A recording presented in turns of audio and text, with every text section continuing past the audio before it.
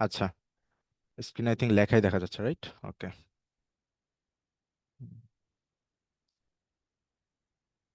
আচ্ছা, আমাদেরকে অ্যাকচুয়ালি দেখা যাচ্ছে এখন।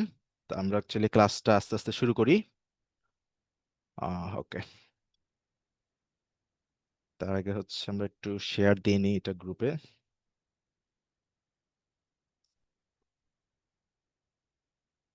ওকে। আচ্ছা, কি অবস্থা সবার? তা আজকে অ্যাকচুয়ালি যে চ্যাপ্টারটা, এটা তুলনাভাবে সহজ, হ্যাঁ, মানে এটা লাইক মেডিকেলে কেউ কখনো বলে নাই যে এনভায়রনমেন্টাল কেমিস্ট্রি আমার এত প্যারা হচ্ছে যে এটা আমি পারতেছি না। এটা সচরাচর দেখা যায় শুধুমাত্র অর্গানিক কেমিস্ট্রির ক্ষেত্রেই বলে, ঠিক আছে? তো এই চ্যাপ্টারটাতে আসলে খুব কঠিন কিছু নাই। একটা একটু ঝামেলার জায়গা হচ্ছে যে একটু বেশ কতগুলো মুখস্থর জিনিস আছে। একটা সহজ উদাহরণ হচ্ছে এই চ্যাপ্টারের শেষের দিকে কি কি আছে, বিভিন্ন ক্রাইটেরিয়া আছে যে একটা ওয়াটারকে কখন আমরা পলিউটেড বলবো, কখন ভালো বলবো, ঠিক আছে? তারপর একটা আইডিয়াল কন্ডিশনে ডিওর ভ্যালু কত থাকা উচিত। তারপর হচ্ছে কি জানি, ওই chemical oxygen, COD, total dissolved solids, ঠিক আছে, এক্সেট্রা এক্সেট্রা, ওগুলো কিছু ব্যাপার স্যাপার আছে। আর এছাড়া হচ্ছে হেভি মেটাল পয়জনিং কিছু ব্যাপার আছে। তারপর হচ্ছে কি আর্নিয়াস অ্যাসিড, যে অ্যাসিড বেস কনসেপ্ট গুলো, ওগুলো নিয়ে কিছু কথাবার্তা আছে, ঠিক আছে? সো এই চ্যাপ্টারটা আসলে সেরকম প্যারা খাওয়ার মতো কিছুই নাই। সো একদম ইজি চ্যাপ্টার, এটা আমরা আস্তে আস্তে শুরু করি। প্রায় আজকে প্রায় অর্ধেকটার মতো শেষ করব, মানে পৃষ্ঠা সংখ্যার দিক থেকে হয়তো 75 নম্বর পৃষ্ঠা হবে। তো আমরা হচ্ছে শুরু করি, আচ্ছা ঠিক আছে।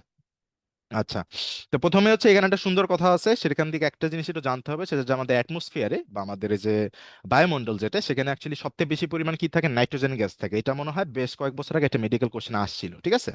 আচ্ছা, এছাড়া এই পেজ থেকে আসলে সেরকম কিছু জানার নাই। আমরা হচ্ছে পরের পেজে যে structure and composition of atmosphere, বা এই যে যে আমাদের এই বায়ুমণ্ডল, এগুলোতে মেইনলি কি কি আছে।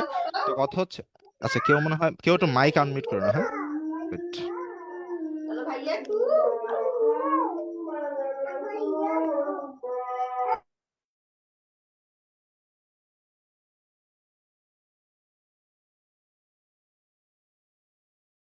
হুম, ওকে। কেউ হচ্ছে আনমিউট করো না, ঠিক আছে? হয়তো যদি কোনো দরকার হয় তাহলে হচ্ছে কি তোমরা নিজেরা আনমিউট করে কথা বলো, বা আগে টেক্সটে হচ্ছে কি একটু জানাই দিও, হ্যাঁ? ওকে। তো আমরা হচ্ছে শুরু করি structure and composition of atmosphere. এখানে আসলে মেইনলি কি কি জিনিস পড়তে হবে না পড়তে হবে, ঠিক আছে? এখানে একটা সুন্দর তথ্য দিচ্ছে, বলছে যে অদৃশ্য গ্যাসের যে আবরণী ভূপৃষ্ঠ থেকে 500 কিলোমিটার অধিক উচ্চতা পর্যন্ত বিস্তৃত, সেটাই বিজ্ঞানীদের মতো অ্যাটমসফিয়ার বলা হচ্ছে। এটা কিন্তু একটা ভেরি ভেরি ইম্পর্টেন্ট তথ্য, যে কতটুকু, 500 কিলোমিটার পর্যন্ত। তাহলে 500 কিলোমিটার বাইরে কিন্তু আমরা আর বায়ুমণ্ডল বলবো না। এবং এই যে বায়ুমণ্ডল যে মিশ্রণের কথাটা বলছিলাম, নাইট্রোজেন গ্যাস এবং অক্সিজেন গ্যাস, তোমরা যদি পারো অক্সিজেনের গ্যাসের এই পার্সেন্টেজটা একটু মুখস্থ রাখতে পারো, বিকজ অক্সিজেন গ্যাসটা তুলনাভাবে একটু ইম্পর্টেন্স, এটা একটু তোমার মাথায় রাখলে ভালো। যেরকম প্ল্যান্ট ফিজিওলজির ক্ষেত্রে কিন্তু ওই কার্বন ডাই অক্সাইডের পরিমাণটা কিন্তু মুখস্থ রাখতে হয়, যে কোন কন্ডিশনে বা কার্বন ডাই অক্সাইড বেশি থাকলে কোন গাছ বেশি ভালো হবে, এক্সেট্রা এক্সেট্রা, ঠিক আছে? আচ্ছা, তো বৈশিষ্ট্য কিছু কথা বলছে, এগুলো জিনিস একটু তোমরা টুকটাক রিডিং করো, যে প্রতি বর্গ ইঞ্চিতে কতটুকু চাপ আছে না আছে। আচ্ছা, আবারও মনে হয় কেউ একটু আনমিউট করছে, দেখো এই যে আচ্ছা দাও এটাকে আমি। আচ্ছা, আমি হচ্ছে মিউট আচ্ছা, ও করে অ্যাকচুয়ালি দিছি। নামও ইউজ করে নাই, সো যদি আরেকবারই কাহিনী করে ওকে জাস্ট ওয়েটিং রুমে পাঠিয়ে দিও, ঠিক আছে? ওর ওকে, ওকে। ওকে। আচ্ছা, হ্যাঁ, আচ্ছা ঠিক আছে। এখান থেকে আরেকটা গুরুত্বপূর্ণ তথ্য হচ্ছে যে বর্তমানে পৃথিবীর গড় তাপমাত্রা কত, এটা কিন্তু সব জায়গায় তোমরা পরীক্ষাতে পাবা, হ্যাঁ, এটা সব জায়গায় কমনলি আসে। আর এছাড়া এখান থেকে হচ্ছে বেশ কতগুলো জিনিস মুখস্থ আছে, সেটা হচ্ছে কি বায়ুমণ্ডলের অঞ্চল সমূহ কি কি আছে, ট্রোপোস্ফিয়ার, স্ট্র্যাটোস্ফিয়ার, মেসোস্ফিয়ার, থার্মোস্ফিয়ার। এখান থেকে প্রতিটা স্তরে বিশেষ বিশেষ কিছু বৈশিষ্ট্য আছে, যেরকম ধরো এই যে ঝড় ঝঞ্ঝা প্রভৃতি প্রাকৃতিক বিপর্যয়গুলো আসলে কোন জায়গায় ঘটতেছে, ট্রপোস্ফিয়ারে। তারপর এরপর একটা কোয়েশ্চেন আসবে যে জেট বিমান, হ্যাঁ, এটা কিন্তু এগুলো খুবই কমন কোয়েশ্চেন, যে জেট বিমান হচ্ছে গিয়ে কত উচ্চতাতে চলে, এই যে জেট বিমান, তার মানে তোমার হচ্ছে ট্রপোস্ফিয়ার দিয়ে যাচ্ছে, ঠিক আছে? এই যে ট্রপোস্ফিয়ারের এখানে কিন্তু লেখা। তারপর হচ্ছে তোমার স্ট্র্যাটোস্ফিয়ার, এখানে কি বলছে, স্ট্র্যাটোস্ফিয়ার এখানে এই যে সূর্যালোক সূর্যের আলোর মধ্যস্থ ক্ষতিকারক ইউভি রশ্মি শোষণকারী ওজোন স্তর থাকে। এটা কিন্তু একটা ভেরি ভেরি ইম্পর্টেন্ট কোশ্চেন। কোশ্চেনটা এভাবে আসবে যে কোন স্তরে হচ্ছে ওজোন পাওয়া যাচ্ছে, সেখানে অ্যান্সারটা কি হবে, স্ট্র্যাটোস্ফিয়ার, ঠিক আছে? তারপর সিমিলারলি এগুলো জিনিস একটু করবা, এখানে কয়েকটা ব্যাপার আছে, আমি একটু সংক্ষেপে বলে দেই। তাপমাত্রার কিছু ব্যাপার আছে, সেটা হচ্ছে তুমি দেখবা যে এক তাপমাত্রা, যেমন ধরো এই স্তরে কি হয়, এই স্তরে তাপমাত্রা -90 ডিগ্রি সেলসিয়াস পর্যন্ত যায়। বাট পরের ধাপে যখন আমরা যাব, পরের স্তরে তোমরা যখন তুমি তুমি দেখবা যে তাপমাত্রা কিন্তু বৃদ্ধি পায়। দেখো এই যে থার্মোস্ফিয়ার, দেখো এই লাইনটা পড়ো সুন্দর মতো কি বলছে। বায়ুমণ্ডলের চতুর্থ স্তর হলো থার্মোস্ফিয়ার, এটি 500 কিলোমিটার উচ্চতা উচ্চতা পর্যন্ত বিস্তৃত, মানে শেষ স্তরটা বায়ুমণ্ডলের। এই স্তরে বিপরীতভাবে তাপমাত্রা -93 ডিগ্রি সেলসিয়াস থেকে বৃদ্ধি পেয়ে থার্মোস্ফিয়ারের সৌরবিকিরণ মাত্রার উপর নির্ভর করে 427 ডিগ্রি সেলসিয়াস থেকে 1727 ডিগ্রি সেলসিয়াসের মধ্যে পরিবর্তিত হয়। তাহলে এখানে একটা ভেরি ভেরি ইম্পর্টেন্ট জিনিস কি, সেটা হচ্ছে মেসোস্ফিয়ারে কিন্তু তাপমাত্রা কমে গেছিল, -90 ডিগ্রি সেলসিয়াস মধ্যে গেছিল, বাট পরে কি হয়েছে, থার্মোস্ফিয়ারে কিন্তু ওই -90 থেকে বেড়ে 427 থেকে 1727 পর্যন্ত যেতে পারে। এটা কিন্তু খুবই একটি ইম্পর্টেন্ট তথ্য। এভাবে কোশ্চেনটা করতে পারে যে কোন স্তর থেকে কোন স্তরে যাওয়ার সময় তাপমাত্রা বৃদ্ধি পায়, ঠিক আছে। আচ্ছা, এরপরে কি বলছে, এরপর উপর দিকে যা রয়েছে, উপর দিকে রয়েছে অধিক তাপমাত্রা এক্সোস্ফিয়ার, তার মানে এর বাইরে যে স্তরটা আছে সেটা কিন্তু আরো বেশি তাপমাত্রা, ঠিক আছে। আচ্ছা, আর এছাড়াও আরেকটা সুন্দর কথা বলা হয়, সেটা হচ্ছে যে এই স্তরটা আরেকটা নাম কি কি বলছে, আয়নোস্ফিয়ার। এটার কারণ কি, কজ এখানে বিভিন্ন গ্যাসগুলো কিন্তু আয়ন অবস্থাতে অবস্থান করতেছে, ঠিক আছে। এই যে দেখবা সবগুলোর উপর একটা পজিটিভ চার্জ আছে। তো আশা করি এই পার্টটাতে আর কারো কোনো সমস্যা নেই, ঠিক আছে। আচ্ছা, তারপর এই চার্টটা থেকে আসলে আমি আর কি কি পড়বো, ঠিক আছে। এই চার্টটা থেকে আমি পার্সোনালি বলবো যে এই পরিসরটা, হ্যাঁ, এই রেঞ্জটা তোমরা একটু পড়ো। এটা আমিও নিজেও পড়ে গেছিলাম, কাজ দেখো এটা কিন্তু মনে রাখাও সহজ। সেটা কি, 15 কিলোমিটার পর্যন্ত হচ্ছে ট্রপোস্ফিয়ার, 15 থেকে 50 কিলোমিটার স্ট্র্যাটোস্ফিয়ার, 50 থেকে 85 মেসোস্ফিয়ার, থার্মোস্ফিয়ার হচ্ছে একেবারে 85 থেকে 500। তার মানে থার্মোস্ফিয়ারটাই এককভাবে সব থেকে বেশি, হ্যাঁ, এককভাবেই প্রায় কত 415 কিলোমিটারের মতো বিস্তৃত সে এককভাবেই, ঠিক আছে। আর আরেকটা জিনিস, এই যে এখানে জিনিস, এই যে দেখো যে জিনিসটা বলছিলাম, এটা মনে কোশ্চেনটা এমনি আসছিল যে বায়ুমণ্ডলে কোন গ্যাসটা সবচেয়ে বেশি থাকে, হ্যাঁ, সেটার অ্যান্সার হিসেবে নাইট্রোজেন। কিন্তু হচ্ছে কি তোমার এখান থেকে আরেকটা জিনিস যেটা ইম্পর্টেন্ট, সেটা হচ্ছে এই দেখো হেটেরোস্ফিয়ার আর হোমোস্ফিয়ার, এই যে এই দুইটা জিনিস। এখান থেকে তোমাকে পড়তে হবে যে হোমোস্ফিয়ারের মুখ্য উপাদান কারা কারা আর গৌণ উপাদান কারা কারা। এটা কিন্তু ভেরি ভেরি ইম্পর্টেন্ট। দেখো কার্বন মনোঅক্সাইড এবং কার্বন ডাইঅক্সাইড কিন্তু গৌণ উপাদানের ভিতরে ফেলছে। এটা কিসের ভিত্তিতে ভাগ করছে, এটা অ্যাকচুয়ালি পার্সেন্টেজের ভিত্তিতে ভাগ করছে, যেটার পার্সেন্টেজ বেশি সেটা হচ্ছে মুখ্য, ঠিক আছে। সো এটা একটু মাথায় রেখো। আরেকটা জিনিস, সেটা হচ্ছে হেটেরোস্ফিয়ারের ক্ষেত্রে মুখ্য উপাদানকে গৌণ উপাদানকে, একটা জিনিস লক্ষ্য করো, যারা আয়ন তারা সবাই গৌণের ভিতরে আছে, বাট নর্মাল গ্যাস কিন্তু সবাই হচ্ছে কি তোমার মুখ্য উপাদানের ভিতরে আছে, ঠিক আছে। আর এই যে দেখো একটা কিন্তু এটা ন্যাসেন্ট অক্সিজেন অবস্থায় পাওয়া যাচ্ছে, মানে এই অক্সিজেনটা কি বলা যায়, অণু হিসেবে নাই, মানে সে একটা একক অক্সিজেন পরমাণু হিসেবে আছে, ঠিক আছে। তো এই জিনিসটা আমাদের মনে হয় মোটামুটি বোঝা হয়েছে, ঠিক আছে। এগুলো জিনিস লাগবে, ঠিক আছে, এটা তো পুরো। আচ্ছা, তারপর এই বক্সে কি বলছে, প্রাকৃতিক ঝড় ঝঞ্ঝার ঘটে বায়ুমণ্ডলের কোন স্তরে, এটা অ্যান্সার দাও কেউ চ্যাট বক্সে। এটা একটু আগে আমরা দেখে আসছি। হিন্ট হচ্ছে একই স্তরে জেট বিমান উড়ে, ঠিক আছে। তাহলে এটার অ্যান্সারটা কি হবে, কেউ একটু চ্যাটে জানাও দেখি। এর তো অনুশীলনী, এগুলো তো পারার কথা সবার। একটু চর্চাও হয়ে গেল, তাহলে তোমরা কেউ একটু অ্যান্সারটা দাও, আমরা হচ্ছে একটু আগাইতে থাকি। আচ্ছা, তারপর হচ্ছে স্ট্র্যাটোস্ফিয়ারের বিস্তার কতটুকু, এটাও অ্যান্সার দাও। এটাও অ্যান্সার দাও, আমরা একটু আগে কিন্তু দেখছি। হ্যাঁ, ট্রপোস্ফিয়ার এটা হইছে, এটার অ্যান্সারটা কি হবে, স্ট্র্যাটোস্ফিয়ারের বিস্তার কত কিলোমিটার পর্যন্ত। প্রথম হচ্ছে ট্রপোস্ফিয়ার, এরপর হচ্ছে স্ট্র্যাটোস্ফিয়ার, ঠিক না। আহ তাসফিয়ার বলছে গুড। তাহলে হচ্ছে ট্রপোস্ফিয়ার হচ্ছে 0 থেকে 15, আর 15 থেকে 50 হচ্ছে straight. Very very good, good. আচ্ছা, এখন এই পার্টটাতে আমরা একটু দেখি কি লাগবে।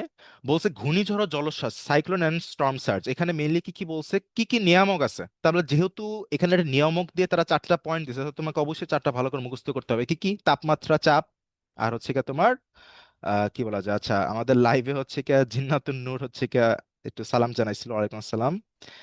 বেশ কিছু আগে দেখার সুযোগ হয়নি। আচ্ছা, আহ আচ্ছা আমরা আগাই। এরপর দেখো এই যে এই এই কয়েকটা পয়েন্ট, হ্যাঁ, কি বলছে, ঘূর্ণিঝড় সৃষ্টির কারণ, যেহেতু ঘূর্ণিঝড় বা সাইক্লোন সৃষ্টি হয় স্থলভাগ থেকে অনেক দূরে গভীর সমুদ্রে, তাই সাইক্লোন সৃষ্টির মূলে রয়েছে দুইটা কারণ।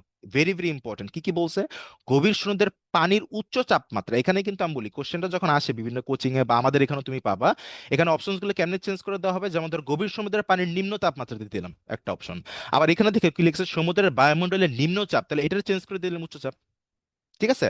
আবার এখানে কি বলছে, সাগরের পানির তাপমাত্রা 27 ডিগ্রি সেলসিয়াস বা 80 ডিগ্রি ফারেনহাইটের বেশি হতে হয়। তাহলে এখান থেকে অ্যাকচুয়ালি যখন কোশ্চেন গুলো আসে, অপশনস গুলো কিভাবে কিভাবে চেঞ্জ করে, সেটা হচ্ছে ধরো 27 ডিগ্রি সেলসিয়াস 27 ডিগ্রি ফারেনহাইট বানিয়ে দিবে, 80 ডিগ্রি ফারেনহাইটকে সেলসিয়াস বানিয়ে দিবে, আর হচ্ছে গিয়ে তোমার এই যে নিম্নচাপ উচ্চচাপ এগুলো জিনিস চেঞ্জ করে দিবে। সো এই কয়েকটা পয়েন্ট ভেরি ভেরি ইম্পর্টেন্ট, এটা আসল পরীক্ষাতে আসার মতো একটা মানে পার্ট, ঠিক আছে। আচ্ছা, তারপর আমরা গেলাম ঘূর্ণিঝড় বা সাইক্লোন, এগুলো জিনিস একটু পড়ো, কয়েল অফ স্নেকস কাকে কি বলতেছে না বলতেছে, অত ইম্পর্টেন্ট কিছু না। সাইক্লোনের গতিবেগ কমপক্ষে 63 কিলোমিটার বা এত হতে হয়, এটা একটা সুন্দর তথ্য যেটা আসতে পারে, ঠিক আছে। এটা একটু দেখো তোমরা। উম শোনো, আমি একটা জিনিস বলি, সেটা হচ্ছে দাগানোর বাইরে তোমরা কিন্তু সব জিনিসে একবার করে রিভিশন দিবা, যেটা তোমার মনে হবে যে না এটা হচ্ছে আসার মতো। এখন কথা হচ্ছে তুমি কেমনে বুঝবা যে এটা আসার মতো নাকি না? এটা কেমনে বুঝবা? কজ তুমি কোশ্চেন ব্যাংকের শত শত কোশ্চেন দেখছো না, তারপর তুমি বিভিন্ন জায়গায় স্ট্যান্ডার্ড বিভিন্ন পরীক্ষা দিবা না। এখন তুমি যে সব জায়গায় পরীক্ষা দিবা প্র্যাকটিসের জন্য, ওইখানে আবার অনেক কঠিন কঠিন প্রশ্ন থাকবে, কিন্তু তোমাকে একটা বোধ, একটা জাগরণ হইতে হবে যে না এটা একটু মোটামুটি ইম্পর্টেন্ট তথ্য, এটা আসলে আসতে পারে, ঠিক আছে? মানে তোমাকে অ্যাকচুয়ালি ওই মানে ওই মাইন্ডসেটটা একটু বুঝতে হবে যে এটা কি কোশ্চেন করার যোগ্য না কিনা, বা এটা কি কোশ্চেন করার মতো না কিনা, ঠিক আছে? এমনি তোমরা জিনিসটা বুঝতে পারবা। হ্যাঁ, রায়ান মাহিন জয়েন করছে আমাদের লাইভে। আচ্ছা, গেল। আমরা আগাই তাহলে, হ্যাঁ। আচ্ছা,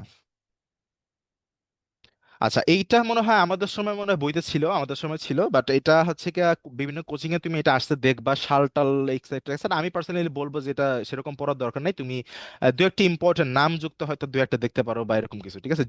জিকে তে আই থিঙ্ক এরকম একটা টপিক আসছিল, রাইট? ওই যে ঘূর্ণিঝড়ের নাম রিলেটেড একটা ব্যাপার আসছিল, ঠিক আছে? আচ্ছা, যাই হোক। Gases state and characteristics of gases, very very important. দেখো, এগুলো জিনিস থেকে তোমার মেইনলি হচ্ছে টাইটেলটা পড়তে হবে, কজ চান্স আছে তারা এখানে কি কোশ্চেনটা করবে, বলবে যে গ্যাসীয় অবস্থায় পদার্থের উল্লেখযোগ্য বৈশিষ্ট্য নয় কোনটি, এরকম একটা কোশ্চেন আসবে। তাহলে কি কি বৈশিষ্ট্য আছে? আকৃতি, আয়তন, মানে নাই, ঠিক আছে? এগুলো জিনিস নাই। গ্যাসের ঘনত্ব, উত্তপ্ত গ্যাসের কম হবে, আবার এক্সেট্রা এক্সেট্রা, এগুলো জিনিস একটু বেসিক জিনিস, একটু পড়লেই পারবা। চাপে আয়তনে সংকোচন হবে, তাপে আয়তনে সম্প্রসারণ ঘটবে। কি সমসত্ব মিশ্রণ ক্ষমতা, কি বলছে, পরস্পর বিক্রিয়াবিহীন একাধিক গ্যাস সকল অনুপাতে পরস্পরের সাথে সম্পূর্ণরূপে মিশ্রিত হয়ে সমতত্ব মিশ্রণ তৈরি করবে। মানে যদি তারা বিক্রিয়া না করে তত দুইটা গ্যাস স্বাধীনভাবে একটা জায়গাতে অবস্থান করতে পারবে, এটা তো কোনো সমস্যা নেই, ঠিক না? আচ্ছা, যেমন ধরো একটা এক্সাম্পল কি হতে পারে, গ্যাস সিলিন্ডার। গ্যাস সিলিন্ডারের ভিতরে কি শুধুমাত্র প্রোপেন থাকে? না, শুধুমাত্র মিথেন থাকে না, মিথেন কিন্তু ওটা কম থাকে, ঠিক আছে? ওটাও দেখা যায় প্রোপেন, বিউটেন, এগুলো হচ্ছে পরিমাণের দিক থেকে বেশি থাকে। সো ওরা আবার সমগোত্রীয় গ্যাস লাইক একে অপরের সাথে বিক্রিয়া করতেছে না, তাই ওরা কিন্তু স্বাধীনভাবে ওখানে অবস্থান করতে পারবে, এবং দুইজনই হচ্ছে কি চাপ প্রয়োগ করতে পারবে, ঠিক আছে? যে পার্শিয়াল প্রেসারের যেই ঘটনাগুলো, ঠিক আছে? আচ্ছা, গ্যাস লজের ব্যাপারটা আমরা একটু দেখি, গ্যাস লজে কি কি বলছে। এই যে ভেরি ভেরি ইম্পর্টেন্ট, যে এখানে রাশিমালাগুলো কি কি, ঠিক আছে? চারটা রাশি, ভেরি ভেরি ইম্পর্টেন্ট। সেটা কি? আয়তন, তারপর হচ্ছে মোল সংখ্যা, তারপর হচ্ছে চাপ, আর হচ্ছে গিয়ে তোমার তাপমাত্রা, ঠিক আছে? তাহলে এই চারটা হচ্ছে তোমার রাশি, ঠিক আছে? এটা মাথায় রেখো, এটা একটা কোশ্চেন হিসেবে আসবে। আর এছাড়া এখানে একটা সুন্দর তথ্য, সেটা হচ্ছে গ্যাস লস কি কি আছে, এটা তোমরা অনেক জায়গায় পড়ছো, রাইট? তোমরা থার্মোডাইনামিক্সে পড়ছো, তারপর কেমিস্ট্রির ফার্স্ট পেপারের লাস্ট চ্যাপ্টার যেটা, হ্যাঁ, আইডিয়াল গ্যাসের যে চ্যাপ্টার, ওইখানেও আছে। তো এইখানেও আছে, ঠিক আছে? চার্লসের ল, অ্যাভোগাড্রোর সংখ্যা। আচ্ছা, বয়েলেরটা সহজ হয়ে মনে রাখার উপায় কি? দেখো, বয়েলের সাথে যেহেতু ফুটন্ত, হ্যাঁ, লাইক আমি যেভাবে মনে রাখছিলাম সহজভাবে, যেহেতু বয়েল মানে হচ্ছে গিয়ে কোনো কিছু ফোটা, ঠিক আছে? বয়েল হওয়া, ঠিক আছে? ক্ষেত্রে ওইখানে হচ্ছে গিয়ে তোমার তাপমাত্রাটা হচ্ছে গিয়ে তোমার স্থির থাকবে। চার্লসের ক্ষেত্রে চ দিয়ে শুরু হয়েছে, চতে আবার চাপ হয়। তো চার্লসের ক্ষেত্রে চাপটা হচ্ছে কি স্থির থাকবে, ঠিক আছে?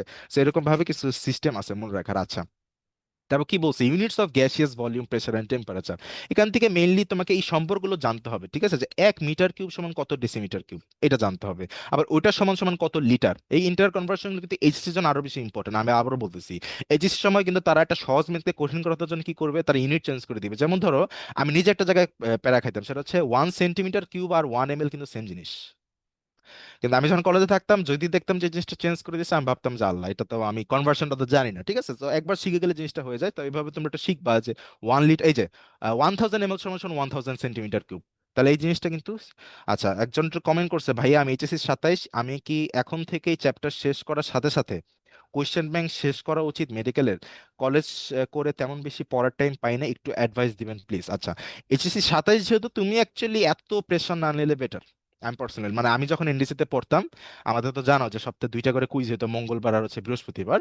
তো আমি হচ্ছে লেকচারের এই পাবলিকেশন, মানে টেস্ট পেপার বা গাইড বই, ওগুলো করে যেতাম। কিন্তু এরকম কিন্তু ছেলেপেলে আছে যারা কিনা বুয়েটের কোশ্চেন ব্যাংক করে আসতো, আইআইটির কোশ্চেন ব্যাংক করে আসতো, এই করতো সেই করতো। এখন এটা করা খারাপ নাকি না, এই পক্ষে আমি যাবো না, কজ যাদের করতে মন চায় তারা করতে পারে। বাট তোমার যদি মনে হয় যে না, তোমার জন্য জিনিসটা বেশি প্রেশার হয়ে যাচ্ছে এখনই, যেহেতু তুমি 27, হ্যাঁ, যেহেতু তুমি 26 না 27, তাহলে সেক্ষেত্রে আমি বলবো যে প্রেশার মনে হলে তোমার দরকার নাই। কিন্তু যদি পারো তাহলে কিন্তু অবশ্যই ভালো, কজ মেডিকেলের কোশ্চেন ব্যাংক আর ইঞ্জিনিয়ারিং এর কোশ্চেন ব্যাংক কিন্তু অনেক আলাদা। মানে বুঝছো তো? কজ মেডিকেলের কোশ্চেন ব্যাংক কিন্তু তুমি একটা চ্যাপ্টার শেষ হয়ে সাথে সাথে ওটা সলভ করার মানে সক্ষমতা রাখো, অন্তত না পারলেও তুমি এটা বুঝবা যে না তুমি এটা একটু একটু পড়ছো। কিন্তু ইঞ্জিনিয়ারিং কোশ্চেন ব্যাংকের ক্ষেত্রে কিন্তু ওটা মানে লাইক বেশি হায়ার লেভেলের হয়েছে। So আমি তোমার ক্ষেত্রে পরামর্শ থাকবে যে রায়ান, মাহিন, তুমি যদি পারো করো, আর যদি না পারো তাহলে তুমি অন্তত এইচএসসির পড়াটাতে আপাতত ফোকাস দাও, কজ দিন শেষে এইচএসসি তে তুমি যদি মানে মূল বইটা তোমার অনেক ভালো পড়া থাকে, তাহলে তুমি এমনিতেও ভালো করবে, ঠিক আছে?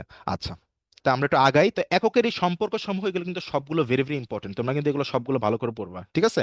এখান থেকে কোনোটা স্কিপ দেওয়ার কোনো ওয়ে নেই। এইচএসসি তে কাজে লাগবে, অ্যাডমিশনও কাজে লাগবে, ভার্সিটি পরীক্ষাও যদি দিতে হয় কারো, কারণ সবার তো এরকম না যে পছন্দের মতো মেডিকেল হবে বা আদৌ যে মেডিকেল হবে এটা গ্যারান্টি দেয়, তো তোমাকে তো একটা ব্যাকআপও রাখতে হবে, ঠিক না? তো সেক্ষেত্রে মাথায় রাখবে যে এগুলো জিনিস পড়ে রাখলে মেডিকেলে না আসুক, তোমার যদি প্রয়োজন হয় তুমি অন্য জায়গাতে পাবা। তারপর সেম কাহিনী এগুলোর জিনিস জন্য, যে 1 ATM সমান কত কিলো প্যাসকেল, কত স্কেল, তারপর হচ্ছে কি তোমার এক্সেট্রা এক্সেট্রা, ঠিক আছে? এখান থেকে সবগুলোই তোমরা পড়বা, সকল ইউনিটই পড়বা, টরের ইউনিটও পড়বা, দরকার হয় মিলিমিটার মার্কেটও পড়বা, ঠিক আছে? এই হচ্ছে কি এখান থেকে কথাবার্তা। আচ্ছা, এই যে এখানে সুন্দর করে একবারে সবগুলো লেখা আছে, 1 ATM সমান 76 সেন্টিমিটার মার্কারি, মানে 760 মিলিমিটার মার্কারি, মানে হচ্ছে 101.325 কিলো প্যাসকেল। আবার হচ্ছে কি এটাকে নর্মাল প্যাসকেলে নিলে আমরা জানি 1000 দিয়ে মাল্টিপ্লাই দিতে হয়।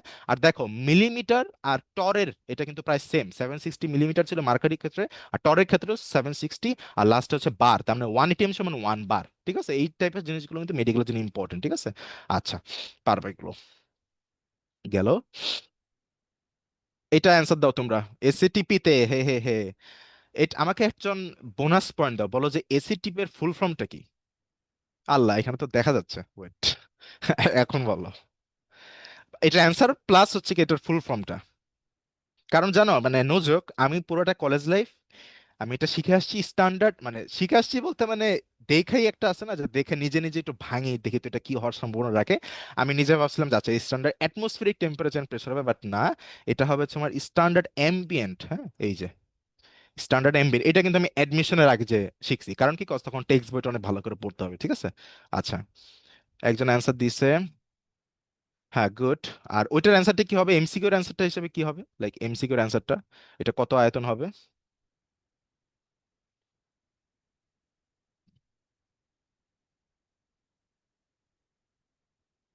হ্যাঁ, 24। হ্যাঁ, ঠিক আছে, গুড। ওকে, 24 পয়েন্টস, হ্যাঁ হ্যাঁ, গুড। আচ্ছা, আমরা আগাই তাহলে। আচ্ছা, এখন হচ্ছে আমরা বয়েলের সূত্রতে গেছি। বয়েলের সূত্রটা খুব সহজ, হচ্ছে এটা P1V1 = P2V2। এগুলো থেকে আসলে তোমরা একবার এই ফর্মুলাটা জানা থাকলেই তোমরা হচ্ছে, ও মাই গড, লাইভে দেখি ছেলেপেলেরা অ্যান্সার দিচ্ছে। আচ্ছা, ওদেরকে একদিন জুমে নিয়ে আসতে হবে আসলে। আচ্ছা, ওকে। আচ্ছা, এখান থেকে জিনিসটা ভেরি ভেরি ইম্পর্টেন্ট, এই যে এই কার্ভটাকে কি বলা হয়, এই কার্ভের একটা সুন্দর নাম আছে, সেটা কি আইজোথার্ম কার্ভ। তাহলে এটা মাথা রাখবে, এটা কার জন্য? এটা হচ্ছে তোমার বয়েলের জন্য, ঠিক আছে? এই প্রতিটা কার্ভ, মেডিকেলে তো আর তোমার কার্ভ বা এরকম কিছু আসবে না, তোমার হচ্ছে এটা জানা থাকলেই মোর দিন ইনাফ। তারপরে যে কখন হাইপারবোলিক হচ্ছে অধিবৃত্তাকার, কখন হচ্ছে প্যারাবোলিক হচ্ছে এক্সেট্রা এক্সেট্রা, এগুলো জিনিস তোমরা একটু পড়লেই পারবা, ঠিক আছে? এখান থেকে আসলে সেরকম মানে মেডিকেলি স্ট্যান্ডার্ড বা আসার মতো সেরকম কিছু নাই। হ্যাঁ, এই যে এই লাইনটা ভেরি ভেরি ইম্পর্টেন্ট, দেখো।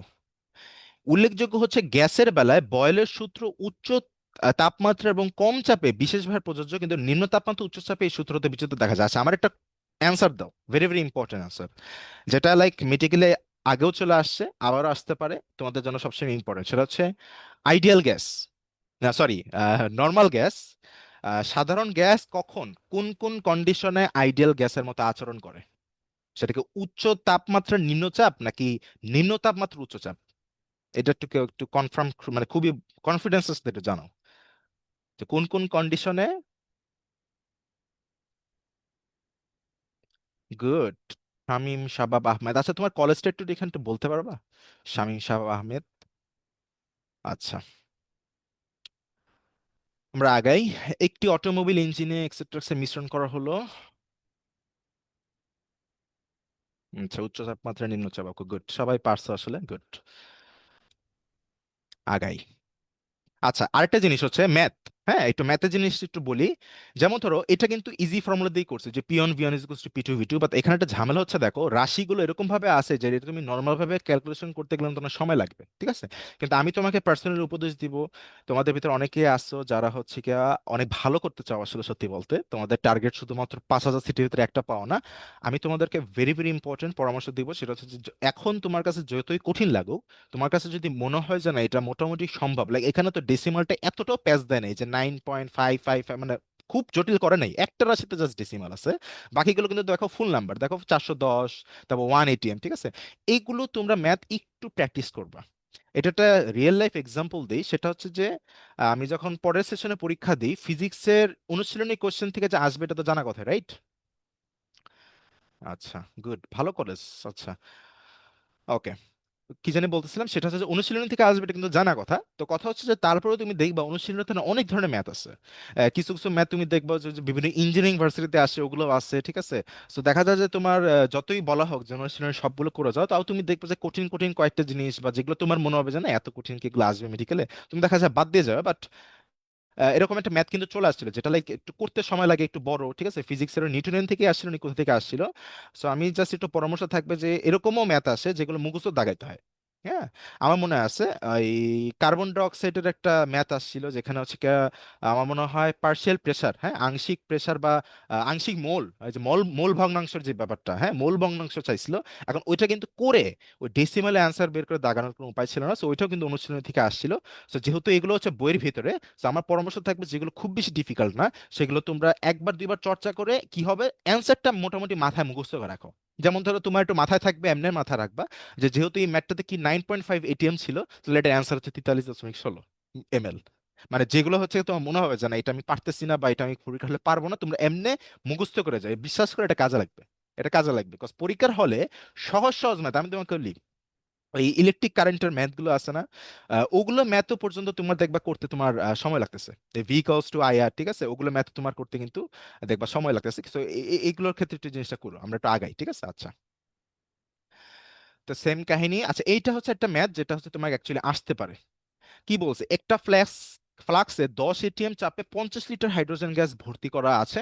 2 লিটার আয়তন বিশিষ্ট কয়টি বেলুনকে সম্পূর্ণ গ্যাস দ্বারা ভর্তি করা যাবে যখন প্রতিটি বেলুনের ভিতরে হাইড্রোজেন গ্যাসের চাপ হবে 2 এটিএম হবে, প্রতি ক্ষেত্রে গ্যাসের তাপমাত্রা। আচ্ছা, এখানে যেহেতু সংখ্যা চাইছে, দেখো একটা পাত্রের ভিতরে আছে 50 লিটার হাইড্রোজেন গ্যাস আর এক একটা বেলুনের আয়তন হচ্ছে 2 লিটার, তার মানে নিঃসন্দেহে যেহেতু এখানে চাপ বেশি 10 এটিএম আর এখানে উল্টা চাপ কম, মানে বেলুনের ভিতরে আমি কম চাপে রাখবো, সিলিন্ডারের ভিতরে বেশি চাপ রাখবো, তার মানে অবভিয়াস যে অনেক বেশি আয়তন বেড়ে যাবে। কজ আমরা জানি যে চাপ কমে গেলে কি হবে, আয়তন কিন্তু বৃদ্ধি পাবে। তাহলে সেক্ষেত্রে তুমি এখানে বুঝতেছো অনেকগুলো বেলুন লাগবে। সো ফর্মুলাতে কিছুই না, ফর্মুলাতে লাইক তুমি যদি এটাকে যদি ধরো হচ্ছে বেলুন, তাহলে বেলুনের ওটার সামনে একটা এন বসাই দিবে, তাহলেই শেষ। তাহলেই তোমার বাকি ক্যালকুলেশন হয়ে যাবে। এই যে ওরা কিন্তু এমনি করছে, ঠিক আছে। এই দেখো এখানে সুন্দর মতো ভলিউমের সাথে, ওরা ভলিউমের সাথে একটা এন যুক্ত করে দিছে, দেখছো? সেম জিনিস, তুমি এটা আগে বসে যাই করো। ভাইয়া হ্যান্ড হ্যান্ড ক্যালকুলেশন পারলেই তো হয়, মুখস্থ কেন করবো? হ্যাঁ, তুমি যদি পারো তাহলে সমস্যা নাই, মানে লাইভে একজন বলতেছে যে হ্যান্ড ক্যালকুলেশন যদি পারো তাহলে অবশ্যই তুমি করবে। আমি তো এই জন্যই বললাম যে ওই রাশিটা কিন্তু বেশি ডিফিকাল্ট না। হ্যাঁ, আমরা একটু যদি আরেকবার যাই, দেখো আমি তো তোমাকে আগেই বলে নিছিলাম যে দেখো এখানে মাত্র একটা হচ্ছে ডেসিমালের 9.5। সো এটা কিন্তু তুমি পরীক্ষা হলে করতে পারবা। লাইক দেখো 410 কে তোমরা কিন্তু 9.5 দিয়ে ভাগ করতে পারবা কেমনে, 10 দিয়ে তুমি আনুমানিক একটা ভাগ দাও, 10 দিয়ে ভাগ দিলে হয় 41। তাহলে যেহেতু 9.5 10-এর থেকে একটু কম, তাহলে অবশ্যই 41-এর থেকে একটু বেশি হবে। সো এরকমও হইতে পারে যে অপশনে তুমি দেখতেছো যে একটা হচ্ছে 40, একটা হচ্ছে 43.16, আর একটা হচ্ছে 45, তাহলে সেক্ষেত্রে কিন্তু তুমি ইজিলি পারবা। কিন্তু যদি এরকম হয় যে আর একটু ডিফিকাল্ট হয়ে গেছে বা তোমার মনে হচ্ছে যে না তুমি এই ক্যালকুলেশনটা পরীক্ষা হলে প্যাচে আসতে পারো, তাহলে তুমি কি করবে একটু মাথা রেখো যে ওই রকম একটা কোশ্চেন ছিল, এটা অ্যান্সার এরকম। এটা কিন্তু আবার সবগুলোর ক্ষেত্রে পারবা না। মানে এরকম ফিজিক্সে কয়টা পারবা, তুমি কেমিস্ট্রিতে কয়টা পারবা, ওগুলোই করবা যেগুলো তোমার মনে হয় যে আসার একটা সম্ভাবনা আছে। বাট কিছু কিছু ম্যাথ দেখবা যে 3-4টা ডেসিমাল ইউনিট ভেরিয়েবল, ওগুলাতে মুখস্থ করে ধরার চেষ্টা করে লাভ হবে না আমার মনে হয়। কজ আমার মনে হয় না অত দূর পর্যন্ত বা অত দিন পর্যন্ত তোমার মনে থাকবে, ঠিক আছে। এটা ছিল আমার মেইন কথা, আশা করি বুঝতে পারছো। আচ্ছা, নির্দিষ্ট তাপমাত্রার এক্সেট্রা এক্সেট্রা এগুলো জিনিস তোমরা পারবা। হ্যাঁ, এখানে মনে হয় ম্যাথের একটা সুন্দর ব্যাপার হচ্ছে, সেটা হচ্ছে কি, এটা তোমাদের এইচএসসি তে কিন্তু খুবই ইম্পর্টেন্ট ম্যাথ, সেটা হচ্ছে মার্বেল সহ গ্যাসের আয়তন পাইছে 105 ml। তো একটা জিনিস মাথায় রাখবা, সলিডদের কিন্তু তোমার আয়তন সংকোচন প্রসারণ ঘটে না চাপের পরিবর্তন হলে। সো এই মার্বেলটাকে তার কনস্ট্যান্ট এক্স ধরে বা তুমি যে কোনো কিছু ধরে তুমি ম্যাথটা করতে পারো এসেনশিয়ালি জাস্ট ওই ভলিউমটা থেকে, মানে যেইটার ভেতরে লাইক কি বলছে এখানে তাপমাত্রা অপরিবর্তিত থেকে চাপকে দ্বিগুণ করা হলে মার্বেল সহ গ্যাসের আয়তন হ্রাস পেয়ে, তার মানে যেই পাত্রটার ভিতরে রাখতেছে বা বেলুনটার ভিতরে, এখানে কি বলছে আসলে, এখানে মার্বেলের আয়তন কত, এখানে আসলে স্পেসিফিক বলে নেই পাত্র নাকি কি, বাট তুমি অমনি ধরে নাও, হ্যাঁ, যেটা বেলুনের ভিতরে একটা মার্বেল সহ রাখছো, এটা চাপ বৃদ্ধি করতেছে, এই করতেছে, যাই হোক, এটা ইজিলি পারবা তোমরা। জাস্ট ওই ভলিউম থেকে তোমরা এনটাকে বা ওই মার্বেলের আয়তনটাকে মাইনাস করে দিয়ে এই হিসাবটা করতে হবে দুই সাইডই, ঠিক আছে। এই দেখো এই সাইড থেকে 200 ml থেকে তারা মার্বেলেরটা বাদ দিছে, আর ওই সাইডে যেহেতু চাপ বৃদ্ধি করছে, বৃদ্ধি করার ফলে আয়তন 200 থেকে 105 হয়ে গেছে, কিন্তু মার্বেলের আয়তন কোনো পরিবর্তন হয়নি, তাই দুই সাইড দিয়ে আমরা এটা মাইনাস দিতে পারবো, ঠিক আছে। আচ্ছা, মানে সেম আয়তনই থাকতেছে, তাই আমরা মাইনাস দিতে পারবো কোনো ঝামেলা ছাড়া। আচ্ছা, আচ্ছা, এইটা এটা কি হবে? 25 ডিগ্রি সেলসিয়াস 1 ATM চাপে 4 লিটার অক্সিজেনকে 0.8 লিটারে পরিণত করতে চাপ বৃদ্ধি করতে হবে কতটুকু? কন্ডিশনস কি কি? প্রথম কন্ডিশন হচ্ছে 1 ATM, এবং সেখানে আছে 4 লিটার গ্যাস। সেটাকে আমরা কিসে নিয়েছি? 0.8 লিটার। আল্লাহ, এটা কিন্তু তোমরা ক্যালকুলেশন না করো একভাবে করতে পারবা। দেখি তোমাদের ভিতর কেউ একজন এটা অ্যান্সার বলো তাড়াতাড়ি। জাস্ট খালি আমাকে তার আগে মানে যারা এটা পারতেছো না তারা আমাকে জাস্ট এটা জিনিস বলো, যে হচ্ছে কি তোমার চাপের সাথে আয়তনের সম্পর্কটা কি? সমানুপাতিক নাকি ব্যস্তানুপাতিক? মানে চাপ বাড়লে কি আয়তন বাড়বে নাকি কমবে? তাহলে এখানে দেখো, কোশ্চেনে দেখো, 1 ATM থেকে 1 ATM অবস্থাতে 4 লিটার ছিল, সেটা কমে হয়েছে 0.8 লিটার। যেহেতু আয়তন কমছে, তাহলে চাপ কি বাড়ছে নাকি কমছে? অবশ্যই বাড়ছে। এখন কতটুকু বৃদ্ধি হয়েছে?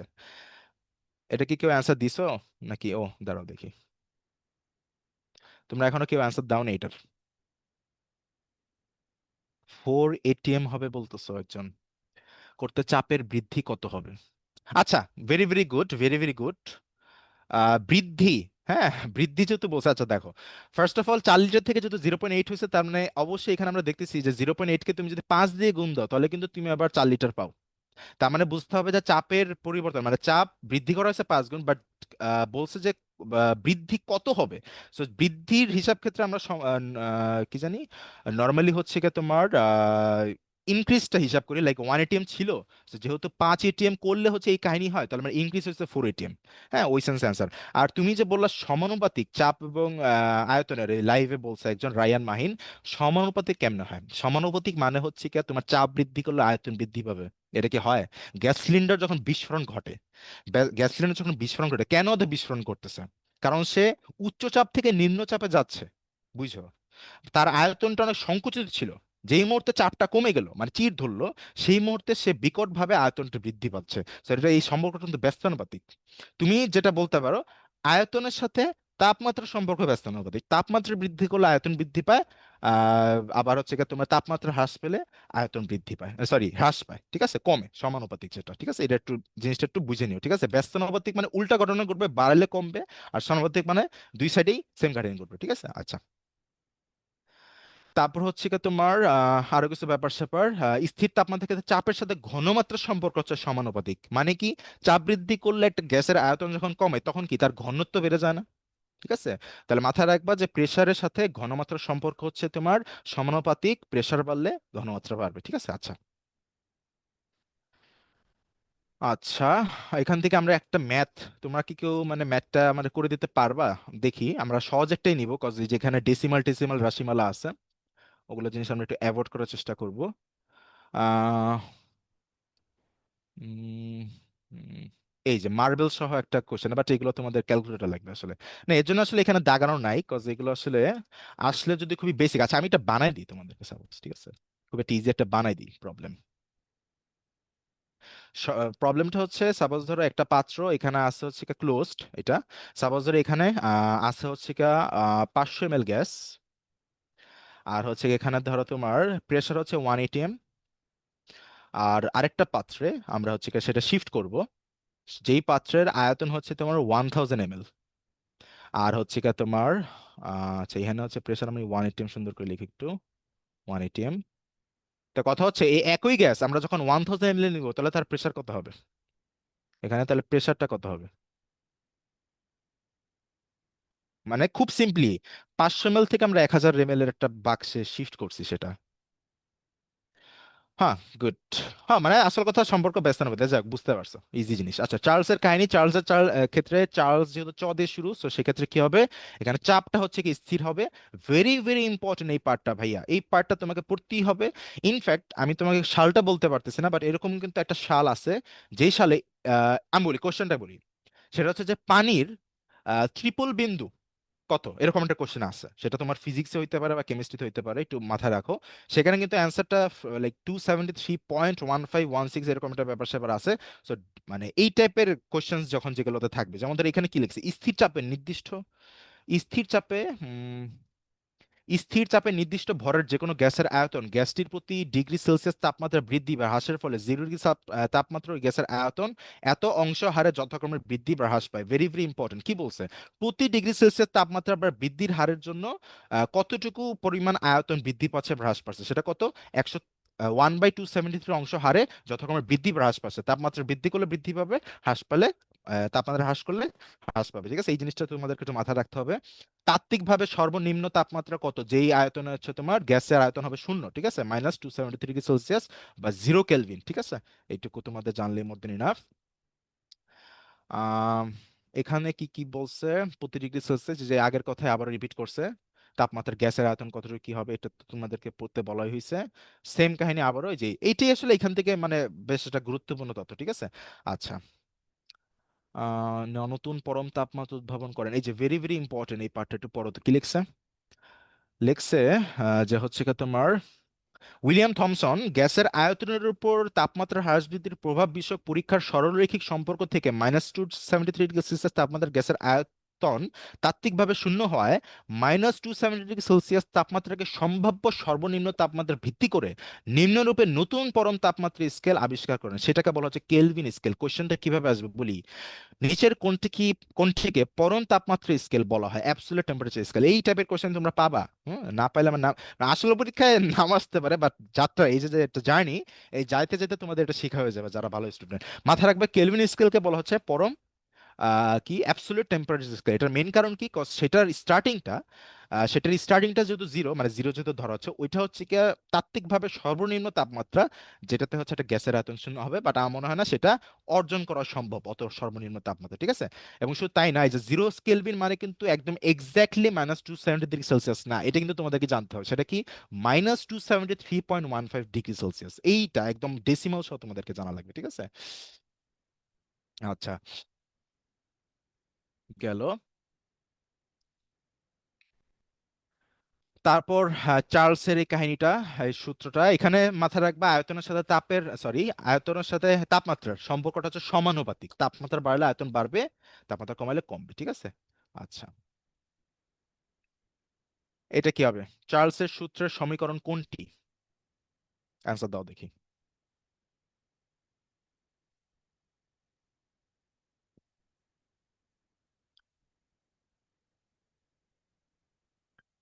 অ্যান্সার কি তোমাদের দেওয়া হয়েছে নাকি আমি চলে গেলাম বেশি আগে? জাস্ট এবিসিডি একটা বলে দাও।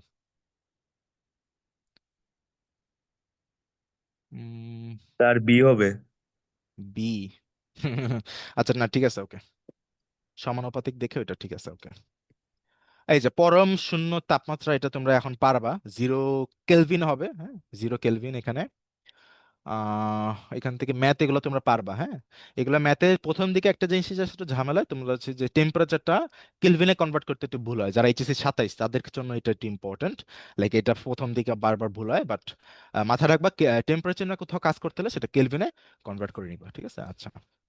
কিন্তু আরেকটা জিনিস, টেম্পারেচার পার্থক্য যেখানে থাকবে, সাপোজ ধরো কোনো একটা ফর্মুলাতে তুমি দেখতেছো θ1 - θ2 আছে, এটা কোথায় পাবা? যেমন ধরো ফিজিক্সের রেজিস্ট্যান্স থার্মোমিটারে পাবা এটা। যদি তোমার মাথায় রাখবা টেম্পারেচারের ডিফারেন্স হয়, তখন আবার সেলসিয়াস এবং কেলভিন সেম জিনিস। কেন সেম জিনিস হচ্ছে? কারণ এই দুইজনের ক্ষেত্রেই মানে এক স্কেলের ডিফারেন্স আরেকটা স্কেলের ডিফারেন্স সমান, মানে এইটার 100টা পার্থক্য এই কেলভিনের 100টা পার্থক্য সমান। সো এটা মাথায় রাখবা যে শুধুমাত্র ওই কেসে যদি পার্থক্য, তাপমাত্রার পার্থক্য চায়, তখন হচ্ছে কি তুমি কনভার্ট না করলেও হচ্ছে, বাট এছাড়া বাকি সবসময় কিন্তু তোমাদেরকে কনভার্ট করতে হবে। ঠিক আছে, আচ্ছা।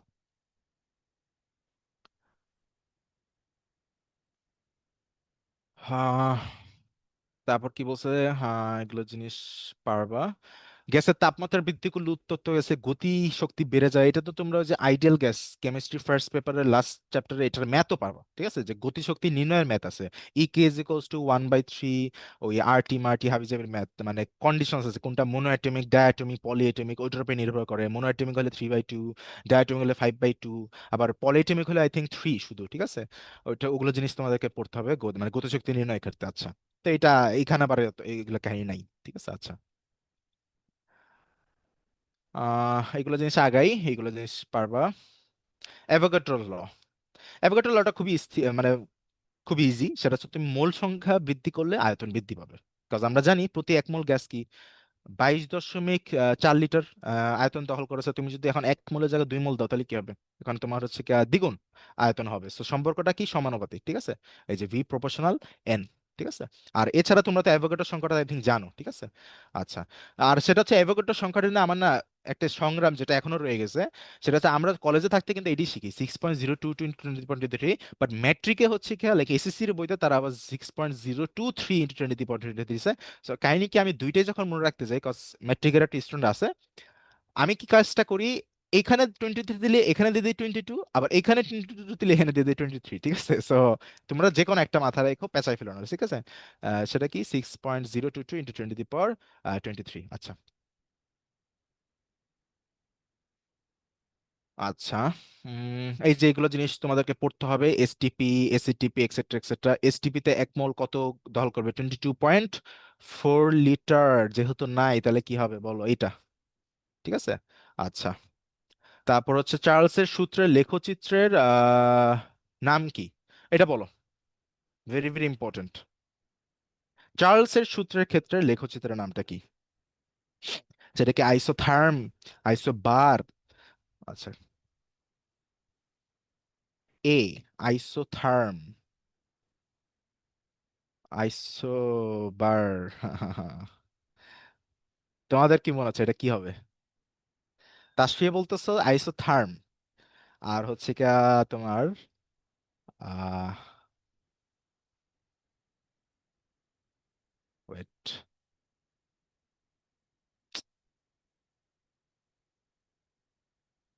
আইসোথার্ম বা সমস্য। আচ্ছা, এই কজনই আসো। আহ ও ঠিক আছে, গুড। হ্যাঁ, লাইভেও তোমরা দুইজন রাইট অ্যান্সার দিয়ে দিছো। আচ্ছা, যাই হোক, তা আমরা একটু আগাই। একটি সোডিয়ামের, হয় এগুলো এগুলো পারবা, এগুলো এগুলো জিনিস পারবা, একেবারে বেসিক জিনিস এগুলো। এসটিপি, 1 ml অক্সিজেন গ্যাস, এগুলো পারবা। উম, এগুলো জিনিস কি লিখছে এসটিপি তে? আচ্ছা, এসটিপি তে 2.2 গ্রাম কার্বন ডাইঅক্সাইডের ঘনমাত্রা কত, এক্সেট্রা। এই যে এইটা কিন্তু আসছিল মেডিকেলে 20 সালে, দেখো তো, এটা কি পরিচিত লাগে নাকি দেখো তো। কি বলছে? বলছে 16 গ্রাম অক্সিজেন গ্যাসে কয়টি অণু থাকে গণনা করো। এটা কিন্তু মেডিকেল 20 সালে আসছিল, আমি যদি ভুল না বলি 2020 সালে আসছিল। একেবারে ইজি। 1 মোল মিলে আমরা জানি 32 গ্রাম, তাহলে 16 গ্রাম মানে কি? 16 গ্রাম মানে হচ্ছে অর্ধেক মোল, এবং অর্ধেক মোলে অ্যাভোগাড্রোর সংখ্যা অর্ধেক হবে, তাহলে কি 6.022 এর অর্ধেক কি 3.011 ইন্টু 10⁻23। শেষ, ঠিক আছে? এটা একদমই মানে এরকম টাইপই কোশ্চেন আসে আসলে মেডিকেলে, হ্যাঁ। আমরা এক্সপেক্ট করি যে অনেক কঠিন কিছু আসবে, কিন্তু আসলে ওরকম কিছু আসে না।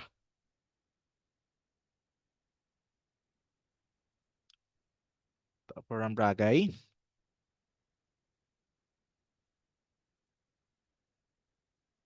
আহ, আচ্ছা, আইডিয়াল গ্যাস ইকুয়েশনস। হ্যাঁ, এখন একটু ইম্পর্টেন্ট জিনিসে চলে আসছে। তো এখানে আবার একই জিনিস কথা আছে, এই যে কোনগুলোর ক্ষেত্রে কি স্থির, এটা তোমরা ভালো করে পড়ে নাও। বয়েলের ক্ষেত্রে কি স্থির? তাপমাত্রা।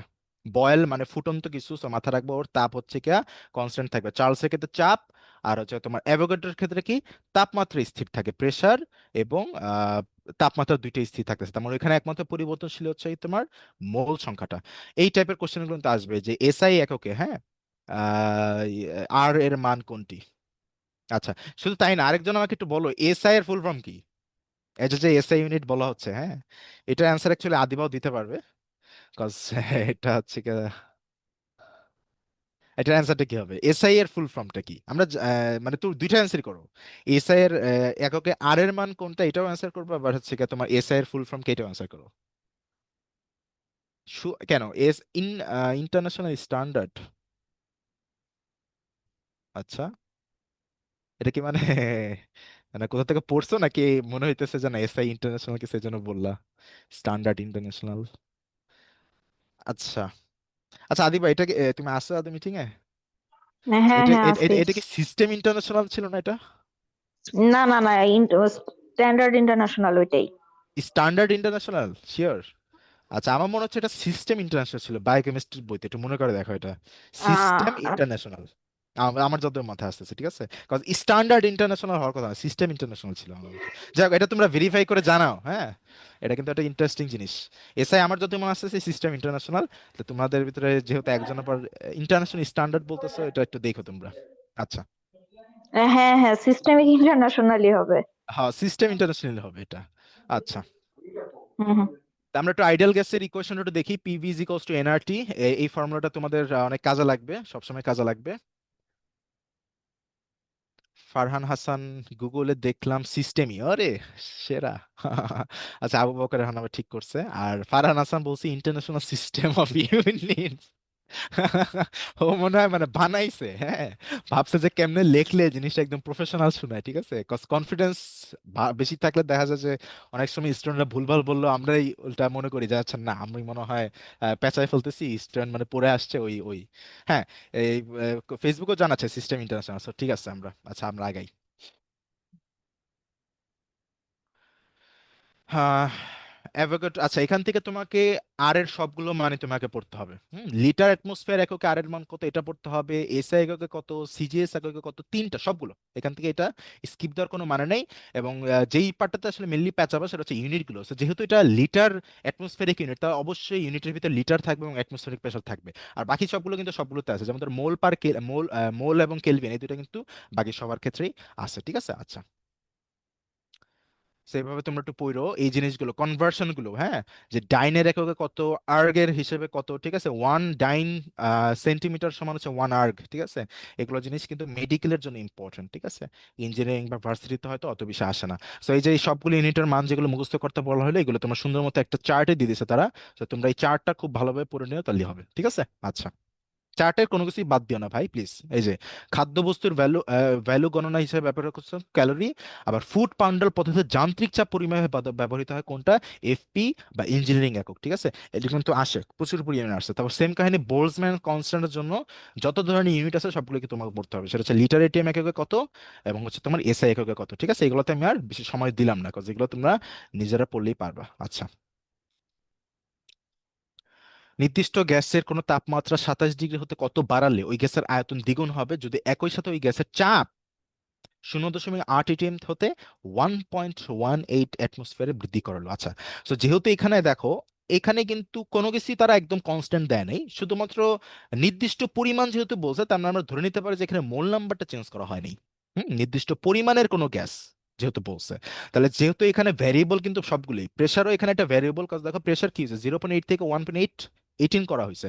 তাপমাত্রা কি করা হয়েছে, তাপমাত্রা 27 ডিগ্রি সেলসিয়াস বাড়ায়, এরকম বা এতটুকু বাড়ানো হয়েছে যে ওই গ্যাসের আয়তন দ্বিগুণ হয়ে গেছে। তা আমরা জানি যে তাপমাত্রার সাথে গ্যাসের আয়তনের সম্পর্ক হচ্ছে সমানুপাতিক, তাহলে সেক্ষেত্রে অবশ্যই তাপমাত্রা এখানে বৃদ্ধি পাইছে। সো এখান থেকে তুমি খুব সিম্পলি চার্লস এবং বয়েজের সমন্বয় সূত্র যেটা, সেটা হচ্ছে P1/V1 is equals two P2V2 by T2, ঠিক আছে। আচ্ছা, P2V2/T2, ঠিক আছে। এইখান থেকে তোমরা খুব সিম্পলি T2টা বের করে ফেলবা, তাহলেই হবে। কেমনে বের করবা, এই যে ভলিউম যদি দ্বিগুণ করা যাচ্ছে, তাহলে V1 কে তুমি যদি ভি ধরো, তাহলে V2 কে ধরতে হবে 2V, রাইট। আর প্রেসার দেখো, এটা হচ্ছে তোমার কি 0.8 atm, আর এটা হচ্ছে তোমার কি 1.18 atm। টেম্পারেচার এটা হচ্ছে 27 ডিগ্রি সেলসিয়াস, তার মানে হচ্ছে 300 কেলভিন। তাহলে এখান থেকে তুমি T2টা বের করবা, তারা হিসাব করে দেখাইছে 885, ওখান থেকে 273 মাইনাস দিলে তুমি সেটা সেলসিয়াসে পেয়ে যাবে, ঠিক আছে। আচ্ছা, আগাই আমরা। কোনো গ্যাসের তাপমাত্রা, যে সেম কাহিনী, এটা এগুলো মানে তোমরা সলভ করতে পারবা, ঠিক আছে, সেম পদ্ধতিতে। আমরা আগাই, এটার অ্যান্সার দাও। এসআই এককে বোল্টজম্যান ধ্রুবকের মান কত? এটা কি তোমরা একটু দেখার সুযোগ পাইছিলা? বাট তাও পারার কথা, কারণ দেখো এককটা দেখলেই তোমাদের পারার কথা, মানে সংখ্যাটা তো এখানে ইম্পর্টেন্ট অত বেশি। এসআই একক যেহেতু বলছো, তাহলে কোনটা হবে? ফার্স্ট এটা তো অবভিয়াসলি এটা আর ইউনিভার্সাল গ্যাস কনস্ট্যান্ট, এটা তো হবে না, রাইট। তাহলে কোনটা হবে? এটাও তো হবে না, এটা তো তোমার হচ্ছে যে calorie scale, right. See, Abu Bakr বলতেছে, হ্যাঁ, জুল পার কেলভিন মলিকিউল, হ্যাঁ ঠিক আছে। বোল্টজম্যান, হ্যাঁ ঠিক আছে, মলিকিউল। বোল্টজম্যানের ক্ষেত্রে কিন্তু মলিকিউলের হিসাবটা করা হয়, ওটা কিন্তু যে কি অ্যাভোগাড্রো সংখ্যা দিয়ে মানে ভাগ দেয়, ঠিক না। আচ্ছা,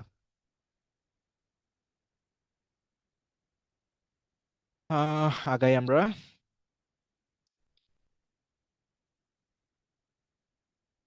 এগুলো জিনিস লাগবে না সেরকম। আচ্ছা, 8 গ্রাম হিলিয়ামের জন্য আদর্শ গ্যাসের সমীকরণ কোনটা? এটা তার থেকেই বলো আমাকে। এটা কেমনে করবো, কেমনে করছে তারা এটা অ্যাকচুয়ালি বলো। এখানে কি হবে এটা? মানে আমাকে আগে এটা বলো যে এখানে কয় মোল হিলিয়াম আছে। হিলিয়ামের পারমাণবিক ভর আমরা জানি, মানে পারমাণবিক সংখ্যা, সরি, পরমাণু ওই অ্যাটমিক নাম্বার, হ্যাঁ, সেটা হচ্ছে তোমার 2। তার ভর কত? তোমরা কি কেউ এটা করতেছো? মানে এটা কি হবে অ্যান্সার? না মানে যদি না পারো সেটাও বলে দাও, তাহলে আমরা তাড়াতাড়ি আগে বুঝো না মানে। ও, এটার অ্যান্সারটা একটু বলো দেখি। ফর্মুলাটা হচ্ছে যে PV is equals to nRT. So এখান থেকে জাস্ট খালি তোমাকে এনটা বের করতে হবে যে এখানে কতটুকু এন আছে।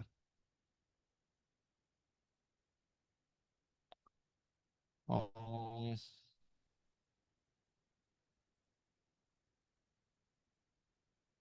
ফারহান হাসান বলতেছে সি। আচ্ছা, হুম, হয়েছে আসলে, ঠিক আছে। তোমরা আর কেউ এটার অ্যান্সার দিলে না মানে, রিলি? নাকি নাই কেউ আর আছে তো? আচ্ছা, ওকে। বায়ুমণ্ডলের সর্বনিম্ন তাপমাত্রা কত বলো। এটা একদম প্রথম দিকে আমরা করে আসছি, এটা অ্যান্সার দিতে হবে। এটা অ্যান্সার পারা কথা সবারই।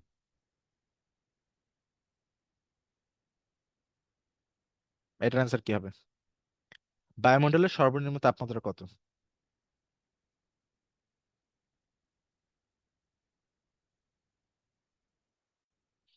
এটা হচ্ছে -93। ঠিক আছে, আচ্ছা।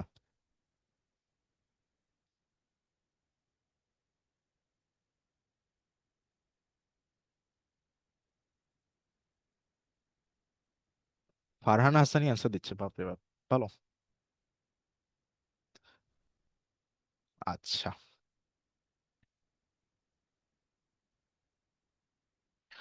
তারপর হচ্ছে কি আমরা একটু আগাই।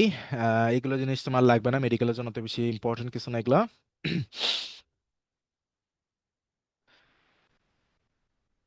আচ্ছা, আংশিক চাপ ও ডাল্টনের সূত্র, এই পার্ট হচ্ছে ভেরি ভেরি ইম্পর্টেন্ট। এখান থেকে হচ্ছে কি তোমার মেডিকেলে কোশ্চেনও আসছে, হ্যাঁ।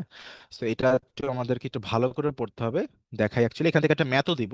যে ম্যাথটা যদি তুমি পারো তাহলে বুঝতে হবে তোমার প্রিপারেশন মেডিকেল ম্যাথের পার্সপেক্টিভে, কেমিস্ট্রি ম্যাথের পার্সপেক্টিভ অনেক ভালো, ঠিক আছে।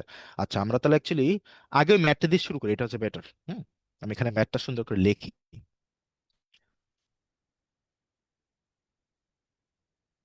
আচ্ছা, সেটা হচ্ছে আহ, একটা পাত্র, দাঁড়াও আমি একটু সুন্দর করে আঁকাই, যেহেতু ম্যাথটা আমি একটু চাচ্ছি তোমরা একটু মনোযোগ দিয়ে করো, ঠিক আছে। একটা পাত্রে কি দুই টাইপের গ্যাস আছে, দুইটা গ্যাস আছে। একটা হচ্ছে তোমার অক্সিজেন গ্যাস, আর একটা কি মিথেন গ্যাস, বুঝো। কোশ্চেনে বলা হয়েছে যে দুটার পরিমাণ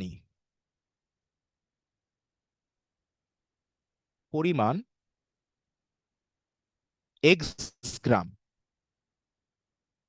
কি বলা হয়েছে? দুইটার পরিমাণই হচ্ছে কি তোমার এক্স গ্রাম। তার মানে এই পাত্রে অক্সিজেন যেটুকু আছে সেটাও এক্স গ্রাম, মিথেন যেটা আছে সেটাও এক্স গ্রাম, মানে দুইটা সম পরিমাণে আছে। কি দুইটা সম পরিমাণে আছে। এবং এই পুরো পাত্রের মোট চাপ কি বলা হইলো? মোট চাপ হচ্ছে 1 atm, বা আরো বেটার 1 atm না লিখে আমরা জাস্ট পি লিখে রাখি। P, just patm। এখন আমার কোশ্চেনটা হচ্ছে যে অক্সিজেনের আংশিক চাপ কত? অক্সিজেনের আংশিক চাপ, চাপ কত? এবং মিথেনের CH4 এর আংশিক চাপ কত?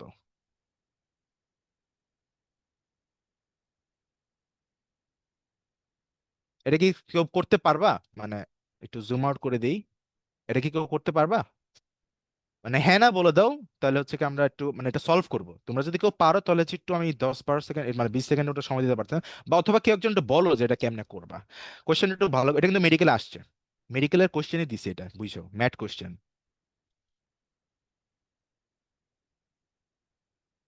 বলো।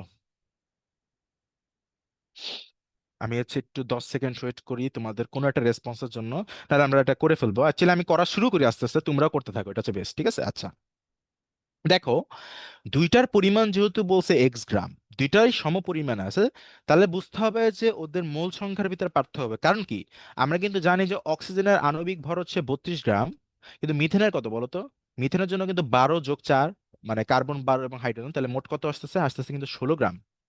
তাহলে আমরা এখানে দেখতেছি যে আণবিক ভরের ভিতরে একটা বিশাল পার্থক্য হয়ে গেছে, যেটা কি অক্সিজেনের জন্য হচ্ছে 32 গ্রাম, মিথেনের জন্য হচ্ছে 16 গ্রাম। তাহলে আমরা একটু হিসাব করব যে এখানে অক্সিজেন কত মোল আছে, মিথেন কত মোল আছে। তাহলে অক্সিজেন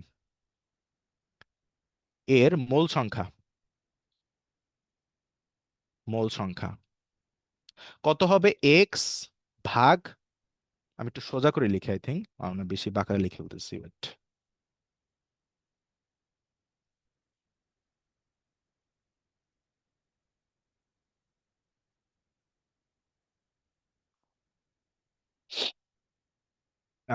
ওকে।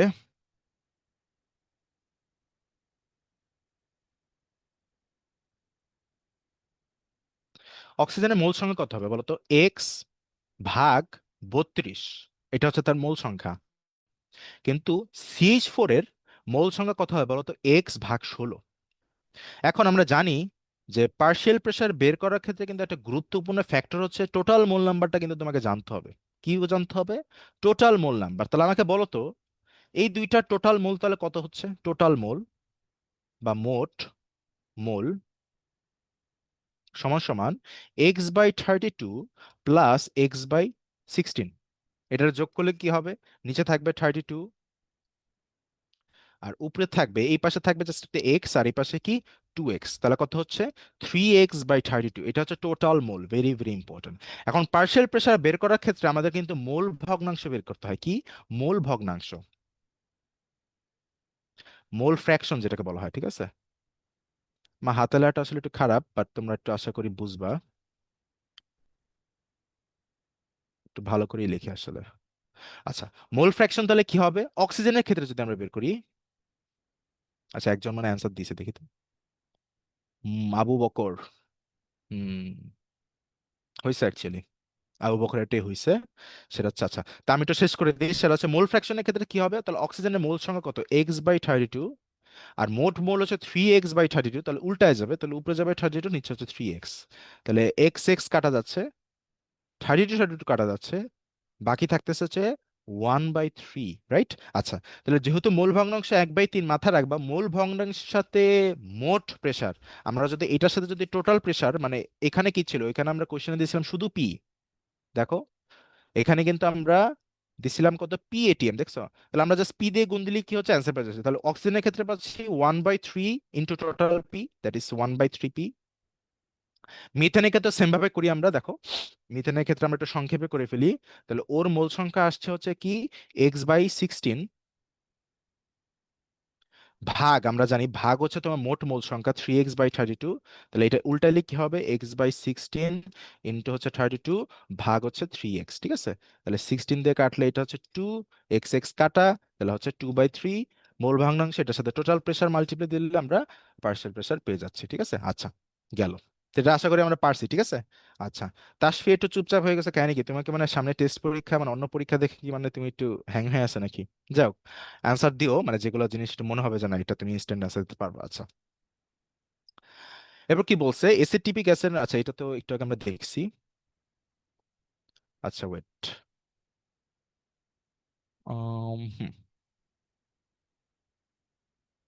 এটা কি আদর্শ গ্যাসের সমীকরণ কোনটা? এটা তো একদমই পারা কথা আসলে। এটা হচ্ছে তোমার আচ্ছা, আমি একটু কেমিস্ট্রি একটু কম পারি, আচ্ছা প্যারা নাই, তুমি আস্তে আস্তে শিখে যাবে, ঠিক আছে? আদর্শ গ্যাসের সমীকরণ কোনটা? এটা তোমরা জানো, PV is equals to NRT. এসিটিপিতে গ্যাসের চাপ কত বলো? এইটা কিন্তু একটা ইম্পর্টেন্ট কোশ্চেন। এসিটিপিতে গ্যাসের চাপ কত?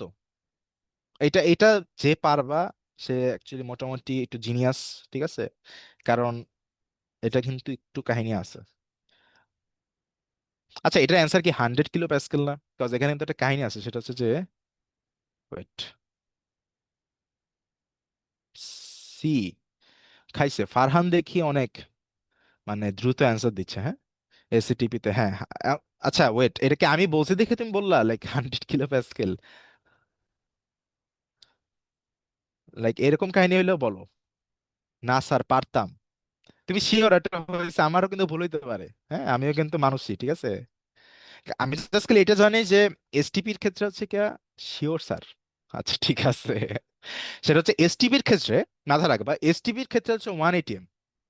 এসটিপির ক্ষেত্রে কি 1 ATM, বাট এসিটিপি যখন বলবে তখন কিন্তু সেটা 1 ATM না, 100 kilo প্যাসকেল। এবং মাথা রাখবা 100 kilo প্যাসকেল এবং 1 ATM এর ভিতরে পার্থক্য কিন্তু খুব বেশি নাই, যে মাত্র দেখো এখানে হচ্ছে কি তোমার 103.325 কিলো প্যাসকেল, আর এটা হচ্ছে 100 kilo প্যাসকেল, মানে এটা কিন্তু অ্যাকচুয়ালি 1 ATM, মানে এই দুটো অপশন কিন্তু সেম। এটা কিন্তু মাথায় রেখো, ঠিক আছে, এই দুটো অপশন আসলে সেম জিনিস। আচ্ছা।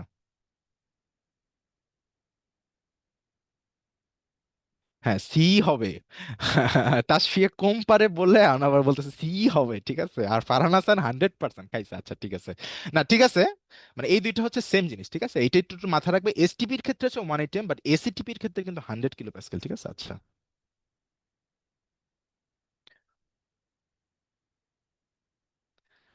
বায়ুমণ্ডলে এই যে এই কোশ্চেনটা, এটা কি অ্যান্সার কি হবে বলো? বায়ুমণ্ডলের নাইট্রোজেন গ্যাসের আংশিক চাপ কত? এটা তো হিসাব করতে হবে না, এটা তো তুমি মানে একটু ব্রেন খাটায় বলে দিতে পারবে, বলো এটা অ্যান্সার কি হবে? আংশিক চাপ কত? আমরা জানি যে নাইট্রোজেনের পরিমাণ সব থেকে বেশি, ভাই এইটুকু আমরা মোটামুটি শিওর, ঠিক না, বায়ুমণ্ডলে। উম ফারহান রহমান হাসান বলতেছে, হ্যাঁ ঠিক আছে স্যার, 593.44 মিলিমিটার। আচ্ছা এটা যদি করতে চাও কেমনে করবা? ওই যে সবগুলো গ্যাসের লাইক অ্যাটমসফিয়ারে কি কি গ্যাস থাকে, নাইট্রোজেন থাকে, অক্সিজেন থাকে, কার্বন ডাই অক্সাইড, বুঝছো তো? সবগুলো হিসাব করে হচ্ছে কি তোমার ওই মূল ভগ্নাংশ টগ্নাংশ বের করে 760 মিলিমিটার মার্কের সাথে মাল্টিপ্লাই দিবা। সো যার মূল ভগ্নাংশ বেশি হবে, লাইক মোট যেহেতু নাইট্রোজেন থাকে সবথেকে বেশি, সো মূল ভগ্নাংশের দিক থেকে কিন্তু ওটাই হবে সবথেকে বেশি। সো ওটা যখন তুমি 760 মিলিমিটার মার্কেট দিয়ে মাল্টিপ্লাই দিবা বা গুণ দিবা, তখন কিন্তু তোমার 593, মানে সিংহভাগ, মানে বেশিরভাগ অংশটাই আসবে, ঠিক আছে। আচ্ছা, গেল। এটা লাগবে না, এটা একটু ক্যালকুলেশনস একটু ঝামেলা হালকা করে নিও, প্র্যাকটিস করো। আচ্ছা যেহেতু এটা বক্সে, এখানে একটা ইম্পর্টেন্ট জিনিস বলি, এটা যদিও দেখে একটু ঝামেলার ক্যালকুলেশন লাগতেছে, বাট যেহেতু এটা বক্সে আছে, তুমি হয় হ্যান্ড ক্যালকুলেশনে ওইতে এটা তুমি সমাধান করে যাবা, নাহলে তুমি এটা মুখস্থ করে যাবা, হ্যাঁ, একেবারে বাদ দিয়ে যাওয়ার কোনো স্কোপ কিন্তু এখানে নাই, ঠিক আছে। আচ্ছা, আর চলে আসবে, এটা চলে আসবে। আচ্ছা, তারপর হচ্ছে তোমার দেখা যেতেছে। আচ্ছা, ডি বলতেছে, এটা কোনটার অ্যান্সার বলতেছে ফারহান? ডি, হ্যাঁ, এটা কি আগেরটার? আগের কোনটাতে ডি বললো? জি, দেখি তো কোনটা এটা। এটা এটা বলতেছে ডি। ও আচ্ছা আচ্ছা, তুমি এটা করছো তাহলে, আচ্ছা আচ্ছা ঠিক আছে। আচ্ছা দেখি তো, দাঁড়াও, এখানে কিন্তু ভলিউম দেওয়া নেই, একটা জিনিস মাথায় রেখে, এখানে কিন্তু তারা দিচ্ছে 1/v। হুম, মানে ভলিউম ইনভার্স দিছে 0.05 লিটার, আর একটা দিছে এটা, এটা হলে তখন চাপ কত হবে? আচ্ছা ঠিক আছে, হয়েছে মনে হয়, হুম, ওইটাই অ্যান্সার, আমার তাই মনে হচ্ছে। আচ্ছা, তারপর কি বলতেছে দেখি।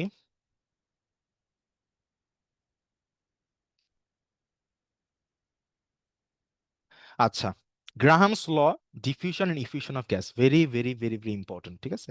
এখান থেকে কয়েকটা জিনিস আছে যেগুলো তোমার সব সময় আসে, আমি তোমাকে একটু বলে দিচ্ছি, একটু মনোযোগ দিয়ে তোমরা শুনো। এই যে ফার্স্ট সংজ্ঞাটা, এটা তোমার এইচএসসি এর জন্য একটু ইম্পর্টেন্ট। সেটা হচ্ছে যে স্বতঃস্ফূর্ত সমভাবে ব্লা ব্লা ব্লা, একটু জিনিস মাথায় রাখবা। ইফিউশনের সংজ্ঞাটা কি, এটা কিন্তু আসবে, হ্যাঁ, তোমাদের এইচএসসি তে, যেহেতু এখন ম্যাট্রিক এইচএসসি হয় নাই, এটা একটু পড়ো। আমি তোমাকে মেডিকেলের জন্য যে জিনিসটা মাস্ট লাগবে, হ্যাঁ, এই যে এই পার্টটা দেখো, সেটা হচ্ছে এই লাইনটা।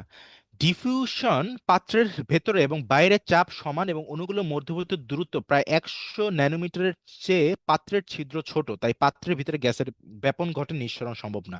তাহলে কি, ছিদ্রটা কত থেকে ছোট হতে হবে? 100 ন্যানোমিটারের কম। যদি 100 ন্যানোমিটারের কম না হয়, তাহলে গ্যাসটা ওই ছিদ্র দিয়ে বের হয়ে যাবে, মানে পাত্রের ভিতরে থাকবে না সে। আর ইফিশনের ক্ষেত্রে কি বোঝো দেখো তো, গ্যাস পাত্রের ছিদ্র 100 ন্যানোমিটারের চেয়ে বড় হওয়ায় এবং অধিক বাহ্যিক চাপে অণুগুলো নিঃসরণ ঘটে। তার মানে এসেনশিয়ালি 100 ন্যানোমিটার থেকে যদি বেশি বড় কোনো পুরু থাকে, কোনো স্পোর থাকে কোনো কন্টেনারে, তাহলে সেক্ষেত্রে কিন্তু গ্যাসগুলো এখান থেকে বের হয়ে যাবে, ঠিক আছে। আচ্ছা, ব্যাপন এবং নিঃসরণ বা অনুব্যাপনের ভিতর পার্থক্য চার্টটা একটু পড়ো, ঠিক আছে। এই যে গাড়ির চাকা ফেটে গেলে কি হচ্ছে, ওইখানে হচ্ছে তোমার নিঃসরণ ঘটতেছে, কিন্তু ওই যে বাসায় ধরো তুমি একটা সেন্ট মেরে দিচ্ছ এক কর্নারে, সেটা আরেক রুমে পৌঁছায় গেছে, সেটা হচ্ছে ব্যাপনের উদাহরণ। এইটা তোমাকে অবশ্যই জানতে হবে, সেটা হচ্ছে ব্যাপন হার কি, ব্যস্তানুপাতিক। কিসের ব্যস্তানুপাতিক? আম, আণবিক ভরের বর্গমূলের। কি বলতে হবে যে ব্যাপন হার ওই গ্যাসের আণবিক ভরের বর্গমূলের ব্যস্তানুপাতিক, ঠিক আছে। আচ্ছা, হ্যাঁ, তারপর আর কিসের প্রতি ব্যস্তানুপাতিক দেখো তো, সেটা হচ্ছে যে গ্যাসের ঘনত্ব, হ্যাঁ, ঘনত্বের বর্গমূলের ব্যস্তানুপাতিক। এই কয়টা জিনিস একটু জানলে হবে মেইনলি, শুধু তাই না, তোমার কিন্তু ইন্টারে এগুলোতে ম্যাথ করতে হবে। এখান থেকে তো ম্যাথ আছে তোমাদের ইন্টারে, হ্যাঁ। এই R1 R2 বের করতে হবে, এবং তাদের ভিতরে কে তুলনামূলকভাবে দ্রুত যায়, কে স্লো যায়, এগুলো কিন্তু তোমাদের ম্যাথ আসে, হ্যাঁ। এই যে এই ম্যাথটা, এটা তো একদমই একদম কমন ম্যাথ, শুধু তাই না, এটা কিন্তু এসএসসি লেভেলও আছে। মানে এটা এতটা এটা বেসিক কনসেপ্টের একটা গুরুত্বপূর্ণ ম্যাথ, যেটা এসএসসি লেভেল থেকে এটা আসে, ঠিক আছে। তো এটা তোমরা একটু দেখো, এটা এইচএসসির জন্য খুব ইজি জিনিস, খুব সিম্পলি ওই ফর্মুলাটা ইউজ করবা। আরেকটা জিনিস মাথায় রাখো, সেটা হচ্ছে যে এখানে যদি দূরত্বের একটা ব্যাপার আছে, সো তুমি যেই পাশটা R1 ধরবা, তুমি হচ্ছে কি দেখো, নির্দিষ্ট সময় এন গ্যাসের ব্যাপন, আর হচ্ছে কি R2 হচ্ছে তোমার ওই সময় হাইড্রোক্লোরিক অ্যাসিডের গ্যাসের ব্যাপন। হাইড্রোক্লোরিক অ্যাসিডের দূরত্ব হচ্ছে কি মাস বিন্দু থেকে 10 সেন্টিমিটার। মানে R2 যেহেতু আমরা এই সিলেটে ধরছি, তাহলে ওর দূরত্বটাও আমি নিচের দিকে নিব। আর যেহেতু অ্যামোনিয়ামটা আমি উপরে নিছি, অ্যামোনিয়া NH3, তাহলে ওর দূরত্বটা আমি উপরে নিব। মানে এটা অ্যাকচুয়ালি লেন্থের রেশিও। তোমরা চাইলে R1/R2 সমান সমান L1/L2 এটাও তুমি করতে পারো, মানে এই ফর্মুলাটা তুমি ইউজ করতে পারবা, ঠিক আছে। আবার তোমার এই যে যতগুলো আছে, যে আর ব্যস্তানুপাতিক 1/√/m, মানে আসল কথা যখন যেটা তোমার লাগবে, তখন তুমি সেই ফর্মুলা ইউজ করে তুমি অ্যান্সারটা বের করতে পারবা, ঠিক আছে। এটা নিয়ে কোনো সমস্যা নাই। আচ্ছা, আচ্ছা, এই যে যেমন ধরো আমরা কিন্তু দুইটা সম্পর্কই দেখছিলাম আর এর সাথে, একটা হচ্ছে আহ আণবিক ভরের সাথে সম্পর্ক দিচ্ছিলাম, আর একটা হচ্ছে ঘনত্বের সাথে। So দেখো, এই দুইটারই কিন্তু তারা কাজে লাগাচ্ছে। তো মাথায় রাখবা, মানে তুমি ফর্মুলাটা মাথায় রাখলে তুমি মোটামুটি পারবা। আচ্ছা, আর এখান থেকে ভেরি ভেরি ইম্পর্টেন্ট মেডিকেলের জন্য, এইটা হচ্ছে তোমার মেডিকেলের জন্য 3 স্টার ইম্পর্টেন্ট, এই পার্টটা ভেরি ভেরি ইম্পর্টেন্ট। দেখো কি বলছে, গ্রাহাম গ্যাস ব্যাপন সূত্রের আধুনিক প্রয়োগ, ভেরি ভেরি ইম্পর্টেন্ট। আধুনিক প্রয়োগ কি কি আছে আমরা একটু দেখি। লেক্সে ভিত্তি করে বিভিন্ন গ্যাসের আণবিক ভর নির্ণয় করা যায়, ভেরি ভেরি ইম্পর্টেন্ট। তাহলে বিভিন্ন গ্যাসের আণবিক ভর নির্ণয় করার ক্ষেত্রে এটা একটা ইম্পর্টেন্ট জিনিস। এছাড়াও ব্যাপন বা নিঃসরণ হারের পার্থক্যের ভিত্তিতে কোনো গ্যাস মিশ্রণের উপাদান সমূহ পৃথকীকরণ বা গাড়িকরণ সম্ভব। তাহলে আমি যদি কয়েকটা গ্যাস থাকে এবং ওই গ্যাসগুলো যদি আমি আলাদা করতে চাই, মানে পৃথক করতে চাই, তাহলে কিন্তু আমি এই সূত্রটা কাজে লাগতেছে। এছাড়াও কি বলছে, এবং এই প্রক্রিয়াটাতে কি বলতেছে, এই প্রক্রিয়াটাকে বলা হচ্ছে অ্যাটোমোলাইসিস, রাইট? অ্যাটোমোলাইসিস, ঠিক আছে।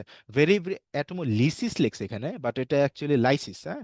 Auto atmolysis very very important. আচ্ছা, এটা কিন্তু তোমার জন্য ভেরি ভেরি ইম্পর্টেন্ট মেডিকেলের জন্য। এভাবে কোশ্চেন আসতে পারে যে অ্যাটমোলাইসিস বলতে কি বুঝো, এখানে তারা লাইনটা তুলে দিবে যে ব্যাপন প্রক্রিয়ার মাধ্যমে গ্যাস মিশ্রণ থেকে কোনো একটি গ্যাসকে পৃথক করার প্রক্রিয়া। আবার তারা আরেকটা তুলে দিবে যে বিভিন্ন গ্যাসের আণবিক ভর নির্ণয় করার প্রক্রিয়া। না, এটা অ্যান্সার কিন্তু ভুল হবে। তারপর দেখো আরো কি কি ব্যবহার আছে। কয়লা খনিতে মিথেন গ্যাসের উপস্থিতি নির্ণয় ব্যবহারের সতর্কতা জ্ঞাপক যন্ত্রে মিথেন গ্যাসের ব্যাপন ধর্ম প্রয়োগ করা হয়। তাহলে একটা জিনিস দেখবা, সেফটি মেজার্স হিসেবে কয়লা খনিতে মিথেন গ্যাসের উপস্থিতি আছে নাকি না, সেটার জন্য আমরা মিথেন গ্যাসের ব্যাপন ধর্মটা প্রয়োগ করতেছি। এবং যেটা হচ্ছে ভেরি ভেরি ইম্পর্টেন্ট, সবচেয়ে উল্লেখযোগ্য আধুনিক প্রয়োগ, কোশ্চেনটা এভাবেও আসতে পারে যে নিচের কোনটা ব্যাপন বা ওই সূত্রের, গ্রাহামের সূত্রের সবথেকে বেশি আধুনিক প্রয়োগ। সেক্ষেত্রে তোমার অ্যান্সারটা কি হবে, সেক্ষেত্রে তোমার অ্যান্সার হবে যে বিভিন্ন আইসোটোপের পৃথকীকরণ, ঠিক আছে। আচ্ছা, তারপরে যে এখানে একটা সুন্দর এক্সাম্পল দিয়ে দিছে, যে U238 আর এবং ইউরেনিয়াম 235 আইসোটোপকে পৃথক করা হয়, এবং ইউরেনিয়াম 235 দ্বারা পারমাণবিক বম তৈরি করা হয়। তাই মাথা রাখবা, এই দুইটার ভিতরে শুধুমাত্র এইটা দিয়ে কিন্তু বম বানানো হচ্ছে, কোনটা দিয়ে, যে এইটা দিয়ে, ঠিক আছে। এবং পার্সেন্টেজে দেখো, যেটা দিয়ে বম বানানো হয় সেটা পরিমাণ কিন্তু সবথেকে কম প্রকৃতিতে, 0.7%, বাট যেটা দিয়ে করা যায় না সেটা কিন্তু 99.3%। তাহলে এর জন্যই ইউরেনিয়াম এত বেশি এক্সপেন্সিভ এবং এত বেশি ভ্যালুয়েবল একটা জিনিস, কাজ ইউরেনিয়ামের সকল আইসোটোপ কিন্তু আমার কাজে লাগতেছে না, ঠিক আছে। এই যে দেখো এখানে লিখেও দিছে যে নিউক্লিয়ার পাওয়ার স্টেশনের জ্বালানি রূপে কেবলমাত্র ইউরেনিয়াম 235 ব্যবহার করা হয়, ঠিক আছে। আচ্ছা, অধিক জেনে নাও কি কি বলছে, দুইটা লাইন একটু পড়ো। নির্দিষ্ট তাপমাত্রার কোনো গ্যাসের ব্যাপন হার ওই গ্যাসের চাপের সাথে সমানুপাতিক, অর্থাৎ চাপ বাড়লে ব্যাপন হার বাড়ে এবং গ্যাসটি মোলার ভরের বর্গমূলের, আচ্ছা এটা তো আমরা আগেই বলছি যে গ্যাসের মোলার ভরের বর্গমূলের ব্যস্তানুপাতিক, এটা কিন্তু নতুন না, কিন্তু এখানে একটা নতুন জিনিস যোগ হয়েছে, সেটা হচ্ছে চাপের সাথে সমানুপাতিক। তার মানে তুমি যদি কোনো কিছুর চাপ বৃদ্ধি করে দাও, সাপোজ ধরো তুমি ইফিউশনের কথা ভেবে ধরো নিঃসরণ হচ্ছে, তুমি যদি ভিতরে প্রেশার বেড়ে দাও তাহলে কি আর দ্রুত বের হবে না? ঠিক না? So, যাই হোক, so আশা করি তোমরা এটা বুঝতে পারছো। আচ্ছা।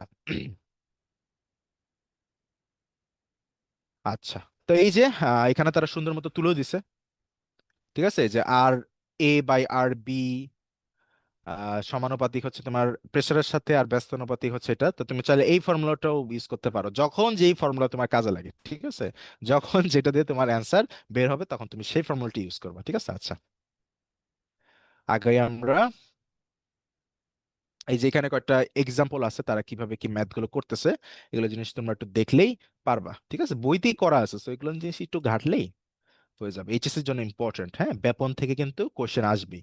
এই যে সবথেকে কমনলি অ্যাকচুয়ালি তোমার এই যে এই টাইপের সিনারিও গুলোই দেয়, হ্যাঁ, তোমরা যদি টেস্ট পেপার দেখো তোমরা দেখবা যে এই টাইপের সিনারিও গুলো তারা দেয়, যে তিন চারটা পাত্র কর্কের মাধ্যমে একটা আছে, কর্ক খুলে দেওয়া হয়েছে, ভাই মোট চাপ কি হবে না হবে এক্সেপ্ট এক্সেপ্ট এগুলো কথাবার্তা, ঠিক আছে। আচ্ছা। হ্যাঁ। আচ্ছা, kinetic molecular theory of gas, এখান থেকে আমরা একটু বোঝার চেষ্টা করি। আচ্ছা, তো কাহিনী হচ্ছে এখানে কি বলছে দেখো, আমরা গ্যাসের উপর বিভিন্ন শর্তে পরীক্ষা নিরীক্ষার মাধ্যমে গ্যাসের বিভিন্ন ভৌত, আমি একটু জুম ইন করি, গ্যাসের বিভিন্ন ভৌত আচরণের তথ্য জেনেছি, কিন্তু গ্যাসের এসব আচরণের মূল কারণ জানা হয়নি। যেমন কোনো গ্যাসের আণবিক ভর বেশি, কোনো গ্যাসের তা কম, আবার কোনো গ্যাসের অণুর আকার বড়, কোনো গ্যাসের তা ছোট। তা সত্ত্বেও আদর্শ গ্যাসের আলোচিত সূত্রে এর কোনো প্রভাব পড়েনি। বছর শতক আগে বিজ্ঞানীর এসব কথা ভেবে এর সমাধান স্বরূপ গ্যাসের আণবিক, মানে আসল কথা হচ্ছে আমি তোমাকে বলি, আমরা যে ইকুয়েশনটি ইউজ করি PV is equals to nRT, ওটা শুধুমাত্র কাদের জন্য? আদর্শ গ্যাসদের জন্য। বাট প্রকৃতিতে যে গ্যাসগুলো আছে সবগুলো কি আদর্শের মতো তো আচরণ করেই না, রাদার আদর্শকে কাছাকাছি কাজ করে না, খুব কম গেছি কিন্তু আদর্শ গ্যাসের কাছাকাছি ধর্মগুলো প্রদর্শন করে। তো কথা হচ্ছে যে ফর্মুলাতে কিছু কারেকশন দরকার, কারণ আমরা জানি সব গ্যাসের কিন্তু আণবিক ভর সমান না, সব গ্যাসের বৈশিষ্ট্য সমান না। তাহলে সেক্ষেত্রে সেই সেটা সমাধানের জন্য, সেটা সমাধানের জন্য যেই পরবর্তীতে যে সূত্রটা দিছে ওটা তোমার জন্য অ্যাকচুয়ালি ইম্পর্টেন্ট। তোমাকে অ্যাকচুয়ালি সরাসরি ওটাতে নিয়ে যাই। এখানে আসলে ওই কথাগুলি বলছে, হ্যাঁ, এই যে দূরত্ব মূরত্ব হাবি যাবি, এগুলো জিনিস আসলে অত বেশি ইম্পর্টেন্ট না, তোমাকে এই পয়েন্টগুলো অবশ্যই পড়তে হবে। যে আণবিক সংঘর্ষ প্রকৃতি, যেমন ধরো আইডিয়াল গ্যাসের ইকুয়েশনের ক্ষেত্রে কিন্তু তারা যখন সংঘর্ষটা ধরছে ওগুলো কিন্তু সম্পূর্ণভাবে কি বলছে, স্থিতিস্থাপক হিসেবে কল্পনা করছে, মানে পুরোপুরিভাবে ইলাস্টিক তারা কল্পনা করছে, ঠিক আছে, কিন্তু বাস্তবে কিন্তু সেরকম না, সম্পূর্ণ স্থিতি হয় তাদের গতিশক্তি অপরিণ শক্তি ব্লা ব্লা।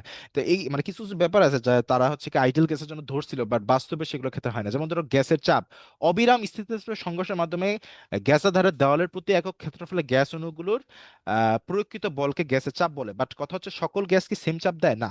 তো কথা হচ্ছে এই জিনিসগুলো, সকল গ্যাস সেম আয়তন দখল করে না, সকল গ্যাস সেম চাপ প্রয়োগ করতেছে, সকল গ্যাস, আরো কিছু ব্যাপার স্যাপার আছে। তো ওই জিনিসগুলো সমাধান করার জন্য দেখাই তোমাকে।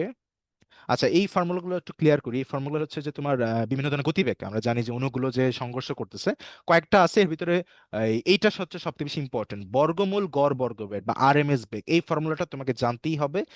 সম্পর্কগুলো কি কি, লাইক যেমন ধরো আরএমএস কি, আণবিক ভরের সাথে ব্যস্তানুপাতিক সম্পর্ক, বর্গমূলের ব্যস্তানুপাতিক সম্পর্ক, তো আর এর সাথে বা তাপমাত্রার সাথে সমানুপাতিক, এইগুলো জিনিস জানা লাগবে। এখান থেকে তোমার সবগুলো, হ্যাঁ, এই যে ঘর্ষণের বা সংঘর্ষের যত ধরনের গতিবেগ আছে তোমাকে সবগুলো জানতে হবে, মিন ভেলোসিটিও জানতে হবে, তোমাকে আরএমএস গতিবেগও জানতে হবে। কিন্তু আরএমএস টা পরীক্ষাতে বেশি আসে, সো এটা তোমার না জেনে পরীক্ষা বসে যাবে না, এটা হচ্ছে মেইন থিম।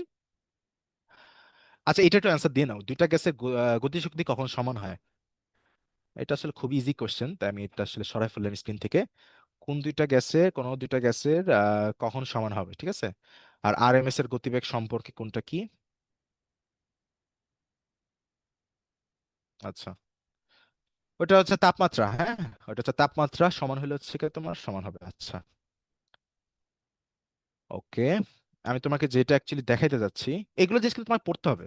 এই ক্যালকুলেশনস অফ ইকে মিকে, ঠিক আছে, এগুলো জিনিস একটু তোমাকে পড়তে হবে। যে এন মোলের কথা বললে তোমার ফর্মুলাতে দেখো 3/2, এটা কিন্তু তোমার আইডিয়াল গ্যাস চ্যাপ্টার আছে, আমি কিন্তু এটাই বলতেছিলাম যে 3/2 RT, ঠিক আছে, এনআরটি। মোলের ক্ষেত্রে আবার যদি তোমার 1 মোল গ্যাস বলো তাহলে N1, তাহলে এখানে এন আলাদা করে লেখার কিছু নেই। আর 1 অণু বললে কি করবা, তুমি অ্যাভোগাড্রোর সংখ্যা দ্যাট ইজ NA, এটাতে তুমি ভাগ দিলে তুমি এটার অ্যান্সারটা পেয়ে যাচ্ছ, ঠিক আছে। আচ্ছা, তারপর হচ্ছে কি তোমার কিছু কিছু উপর নির্ভর করে, এই যে এখান থেকে যে কেলভিনের তাপমাত্রা, আমরা কিন্তু এটার উপর ভিত্তি করে একটু আগে অ্যান্সারটা দিলাম যে কখন গতিশক্তি সমান হয়, যখন তাপমাত্রা সমান হয়ে যাচ্ছে, ঠিক আছে। আচ্ছা, এছাড়া দেখো আহ কারেকশনটা, হ্যাঁ ফর্মুলার কারেকশনটা যেটা আমাদের জন্য ভেরি ভেরি ইম্পর্টেন্ট, এই যে ideal gas and real gas, ঠিক আছে। এখান থেকে বেশ কয়েকটা জিনিস আছে একটু পড়ার মতো, বাট আমি তোমাকে এর ভিতরে জিনিসটা দেখাই দিই আগে আগে। এইটা হচ্ছে এই যে এইটা, এই কোয়েশনটা তোমাকে জানতে হবে। বাস্তব গ্যাসের জন্য প্রযোজ্য হলো ভ্যান ডার ওয়ালস সমীকরণ, ভেরি ভেরি ইম্পর্টেন্ট এটা। এই দেখো বাস্তব গ্যাসের বৈশিষ্ট্য, বাস্তব গ্যাসগুলো পুরোপুরি ভাবে গ্যাসীয় সমীকরণ, দ্যাট ইজ পিভি স্ট্যান্ডার্ড মেনে চলে না। এক এটিএম চাপ বা তার নিচে বা উচ্চ তাপমাত্রার বাস্তব গ্যাস সমূহ মোটামুটি আদর্শ গ্যাস মানে আচরণ করে, এটা তোমরা একটু আগে বলছো। তারপর হচ্ছে কি আরো একটা পয়েন্ট বলছে, চাপ যতই নিম্ন বা তাপমাত্রা যতই উচ্চ হয় বাস্তব গ্যাসের সময় ততই আদর্শ গ্যাসের ন্যায় হয়, কিন্তু উচ্চ চাপ ও নিম্ন তাপমাত্রা আদর্শ আচরণ থেকে বাস্তব গ্যাসের যথেষ্ট বিচ্যুতি ঘটে, ঠিক আছে। তো কথা হচ্ছে এগুলো জিনিসের সমাধান করার জন্য, কারণ আমরা জানি যে বাস্তব গ্যাসের তো অনেক পার্থক্য আছে, এই সমাধানটা করাইছে যে এই কোশ্চেনটাকে বলা হচ্ছে ভ্যান ডার ওয়ালস ইকুয়েশন। এখান থেকে একটা ভেরি ভেরি ইম্পর্টেন্ট জিনিস হচ্ছে তোমাকে এই বিটার ইউনিট জানতে হবে এবং এ এটা ইউনিট জানতে হবে, এনটা এখানে মূল নাম্বার, এটা নিয়ে কোনো সমস্যা নাই। এবং এই ভিটা হচ্ছে যে আমরা জানি যে প্রতিটা গ্যাসের অণুর কিন্তু একটা আয়তন আছে, যে আয়তনটা কিন্তু আমরা হিসাব করি না যখন আমরা আইডিয়াল গ্যাসের কথা বলি। সো ওগুলো জিনিস একটু ব্যালেন্স ট্যালেন্স করা হয়েছে।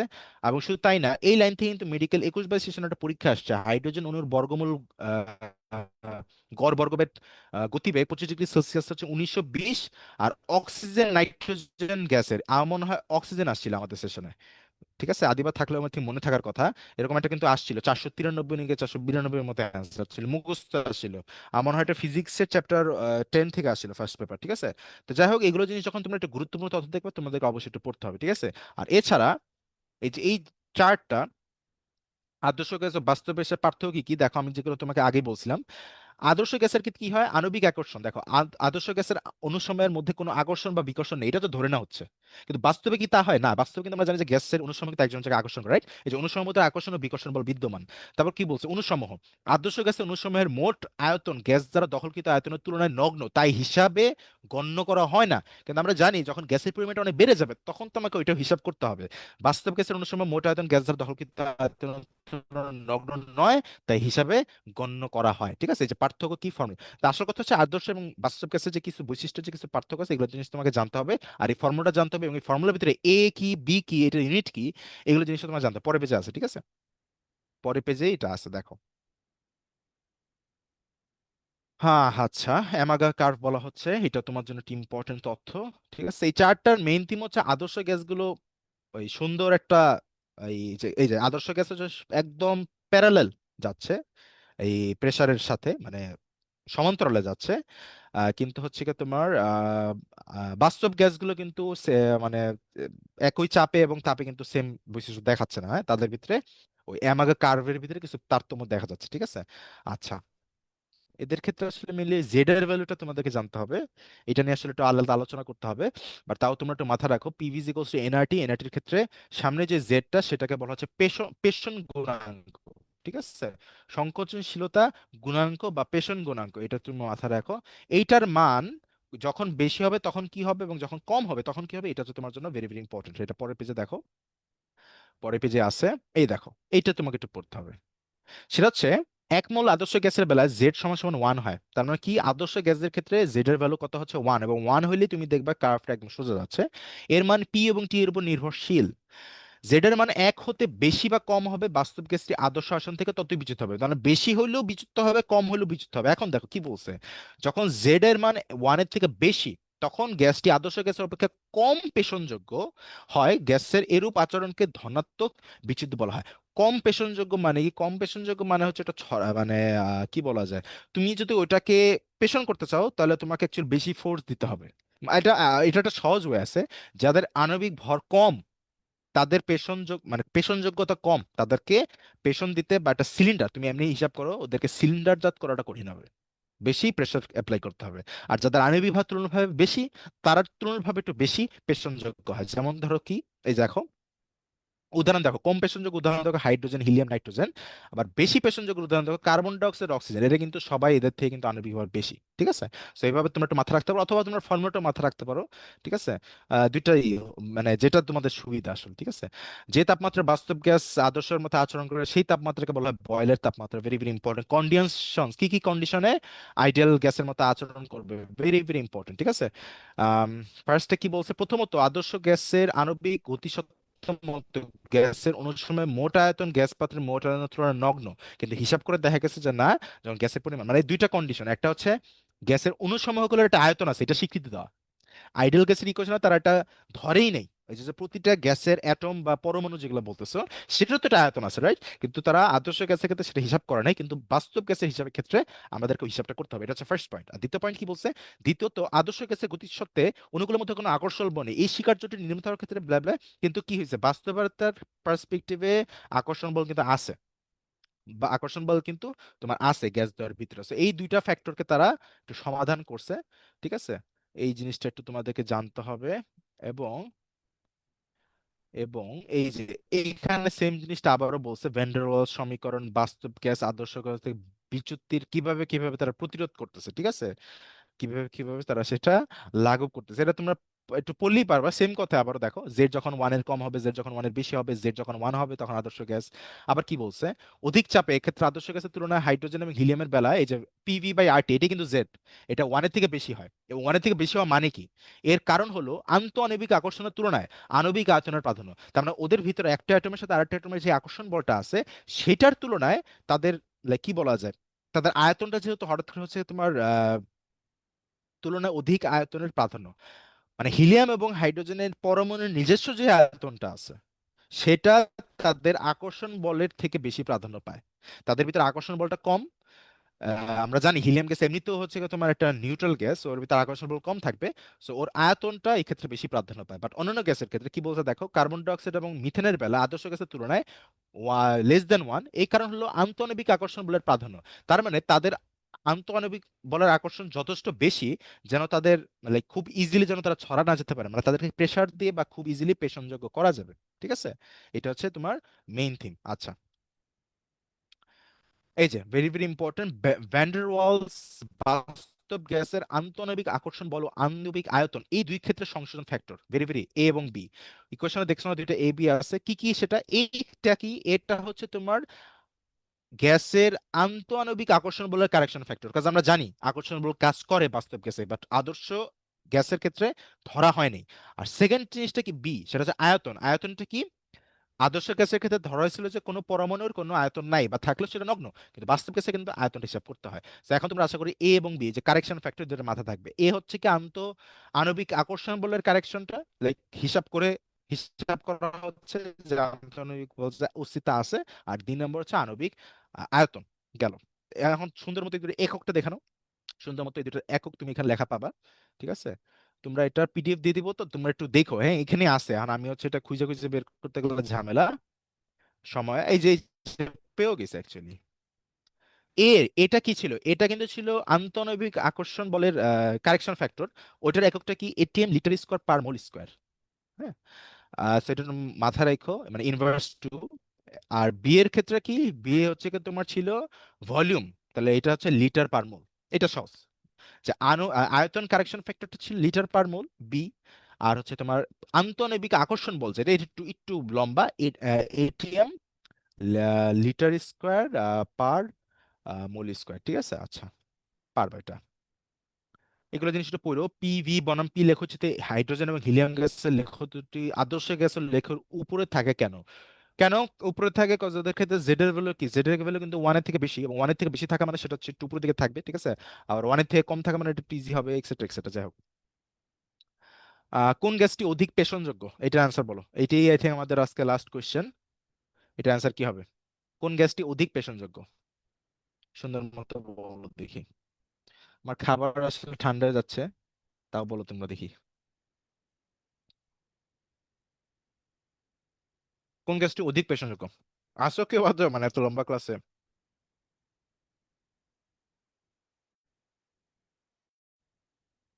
অধিক পেষণযোগ্য মানে এমনি মাথা রাখো যে কার আণবিক ভর বেশি। মাথায় রাখবা অপশনে কিন্তু ওইখানে কিন্তু অক্সিজেনও ছিল, কার্বন ডাইঅক্সাইডও ছিল অধিক পেশনযোগ্যতা, ঠিক আছে? মাথায় রাখবা যেহেতু এই দুটার ভিতরে আবার আণবিক ভার কার বেশি, কার্বন ডাইঅক্সাইড না, তাহলে এটা হবে অ্যান্সার, ঠিক আছে? আবু বকর ঠিকঠাক বলছে, গুড, গুড।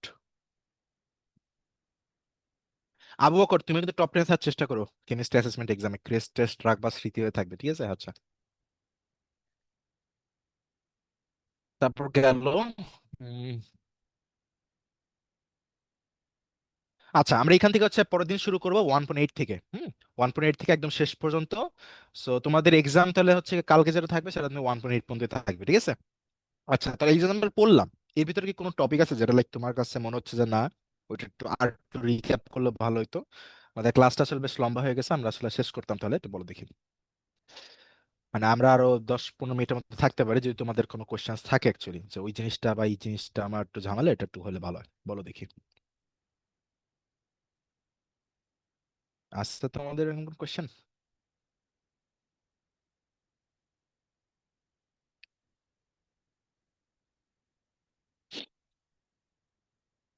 আচ্ছা, তোমাদের মনে হয় এরকম কোনো কোশ্চেন নাই, কেমিস্ট্রি কম পারা হয়তো তোমরা। আচ্ছা, একজন কোশ্চেন করছে দেখি, স্যার ক্লাসটার পিডিএফ একটু দিয়ে, মানে আমি যা যা লিখছি সেটার পড়ার সময় বের হতে পারে, ভেরি ভেরি ইম্পর্টেন্ট। প্রবলেম নাই হ্যাঁ, প্রবলেম যদি পাও তাহলে কি করবো বলো তো, সরাসরি আমাদের হোয়াটসঅ্যাপ গ্রুপে এখানে দিয়ে দিবা। মজার কোনো প্রবলেম পেলে সেটা আমি নিজেই গ্রুপে পোস্ট দিব, ঠিক আছে? আচ্ছা, আর স্যার ক্লাসটার পিডিএফ, হ্যাঁ, আচ্ছা হ্যাঁ, দাগানো বই, অবশ্যই দাগানো বইটাই যে এখনই তোমার দিয়ে দেওয়া হবে, ঠিক আছে? আচ্ছা, তাহলে কালকে তোমরা পরীক্ষাটা দিও পারলে, নাহলে সমস্যা নেই, পরে দিও। আর একটা জিনিস মাথায় রাখবে, এই চ্যাপ্টারে ক্লাস হয়ে গেছে মানে যে এটা নিয়ে আর কোনো কথা বলতে পারবো না এরকম না, তোমরা পড়ার সময় যদি কোনো সমস্যা বেরো আমাদেরকে জানালেই আমরা জিনিসের সমাধান করব, ঠিক আছে? এটাই হচ্ছে আমাদের আপাতত কথা।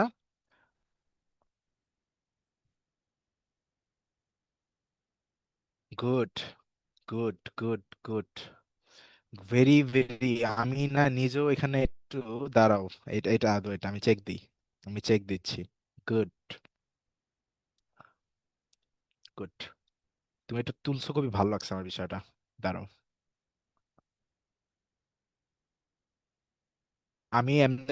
আমি যেমনি মনে রাখছিলাম সেটা হচ্ছে,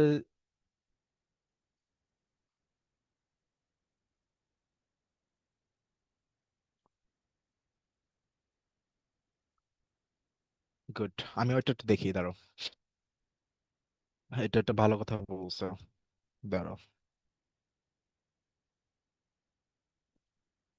আচ্ছা, কোশ্চেনটা ছিল মনে হয় চার্লসে নাকি বয়েলে, এটা হচ্ছে আমি এখন পেঁচায় ফেলতেছি। কোশ্চেনটা কি চার্লসের ক্ষেত্রে করছিলাম আমরা? ওয়েট,